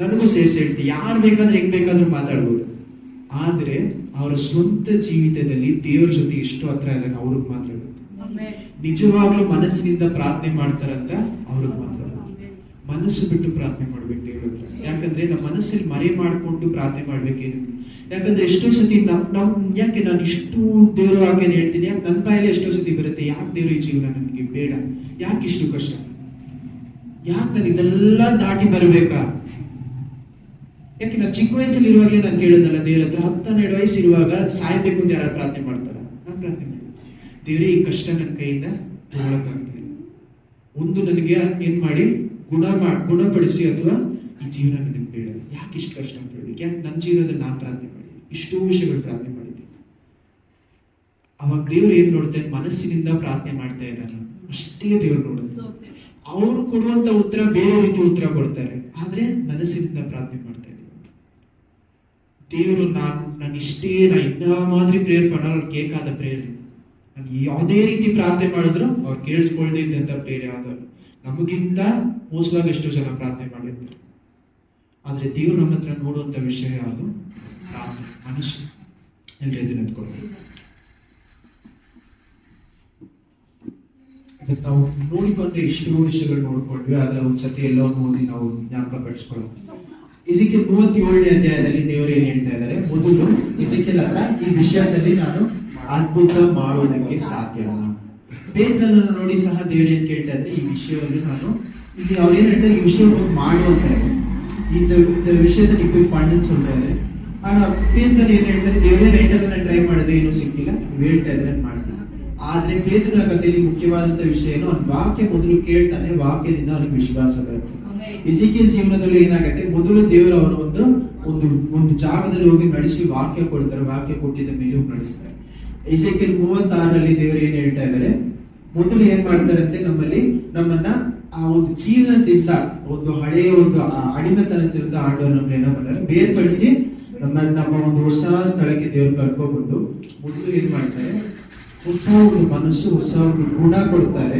ಎರಡನೇದು ಏನ್ ಮಾಡ್ತಾರೆ ಪವಿತ್ರ ಆತ್ಮರನ್ನು ನಮ್ಮಲ್ಲಿ ಏನ್ ಮಾಡ್ತಾರೆ ಹೆಚ್ಚು ಮಾಡಿಸಿ ದೇವರ ವಾಕ್ಯವನ್ನು ಕೇಳುವಂತ ಮನುಷ್ಯರಾಗಿ ಮಾರ್ಪಡಿಸ್ತಾರೆ ಆಮೇಲೆ ದೇವರ ವಾಕ್ಯವನ್ನು ಕೇಳಿ ಅದನ್ನ ಕೀಳ್ಪಡಿದ್ದು ಅವ್ರು ಹೇಳುವಂತ ವಿಷಯವನ್ನು ನಾವು ಮಾಡುವಾಗ ಲೂಕ 12ನೇ ಅಧ್ಯಾಯ 42, 45, 49 ಏನ್ ಹೇಳ್ತಾರೆ யார் என் வார்த்தை கேட்டு நடக்கிறாங்களோ யார் தன்னை தானே தயார் பண்ணிட்டு நடக்கிறாங்களோ அவங்களுக்கு யார் நடக்காம போறாங்களோ அவங்களுக்கு சாட்டை அடி ಜಾಸ್ತಿಯಾಗಿ கிடைக்கும் ಯಾರು ನಾನು ಹೇಳೋದನ್ನ ಕೇಳಿ ಅವ್ರಿಗೆ ಏನ್ ನಾನು ಹೇಳ್ತಾ ಇದ್ದೀನಿ ಅಂತಾನೆ ಗೊತ್ತಾಗ್ತಾ ಇಲ್ವೋ ಅವ್ರಿಗೆ ಸಾಟೆ ಅಡಿ ಕಡಿಮೆಯಾಗಿ ಸಿಗುತ್ತೆ ಆದ್ರೆ ಇಬ್ಬರನ್ನು ದೇವರು ಈ ಜೀವನದಲ್ಲಿ ಸರಿಪಡಿಸ್ತಾರೆ ಅಲ್ಲೆಲೂಯಾ ಸರಿಪಡಿಸಿದ ಮೇಲೆ ನಮ್ಮ ಕೆಲಸ ನಾವು ಮಾಡಿದ ಮೇಲೆ ಏನಾಗುತ್ತೆ ನಮಗೆ ಆಶೀರ್ವಾದಗಳು ನಮ್ಮ ಜೀವನದಲ್ಲಿ ಬರುತ್ತೆ ದೇವರು ನಮ್ಮ ಜೀವನದಲ್ಲಿ ಆಶೀರ್ವಾದಗಳನ್ನು ಮಾಡೋದಕ್ಕೆ ಒಂದೇ ಕಾರಣ ಏನು ಮನಸ್ಸಾಂತರ ಪಡಬೇಕು ಅಂತ ಅವರ ಒಳ್ಳೆತನವನ್ನು ನೋಡಿ ನನಗೇನಾಗ್ಬೇಕು ನನ್ನ ಪಾಪ ನನಗೆ ಅರ್ಥ ಆಗ್ಬೇಕು ನನ್ನ ಪಾಪ ನಾನು ಬಿಟ್ಟು ಬರುವಾಗ ನಾನು ಪರಿಶುದ್ಧವಾಗ್ತಾ ಇಲ್ಲ ಯೇಸು ಕ್ರಿಸ್ತು ನನ್ನನ್ನು ರಕ್ಷಿಸುವಾಗ ನನ್ನನ್ನು ಪರಿಶುದ್ಧಗೊಳಿಸ್ತಾ ಇದ್ದಾರೆ ಆಮೇಲೆ ಅವರ ನೀರಿನಿಂದ ನನ್ನನ್ನು ಪರಿಶುದ್ಧಗೊಳಿಸಿ ನನ್ನನ್ನ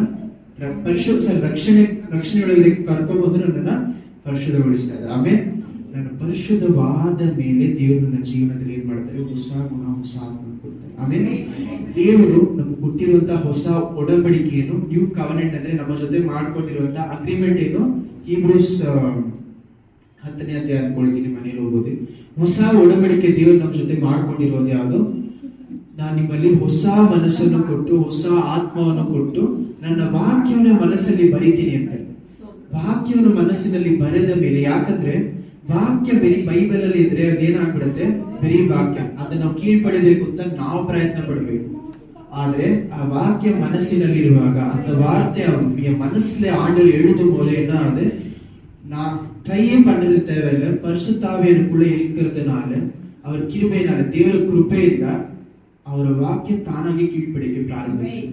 ನಮ್ಮಲ್ಲಿ ಆಶೀರ್ವಾದ. ಆಮೇಲೆ ಪವಿತ್ರಾತ್ಮರ ಕೃಪೆ ಇಲ್ಲದೆ ಹೋದ್ರೆ, பரிசுத்தாவின் கிருபை இல்லாமல் போனா, கிருபைன்றதுன்னா ஆண்டவர் நமக்கு கொடுக்கிற பலம்.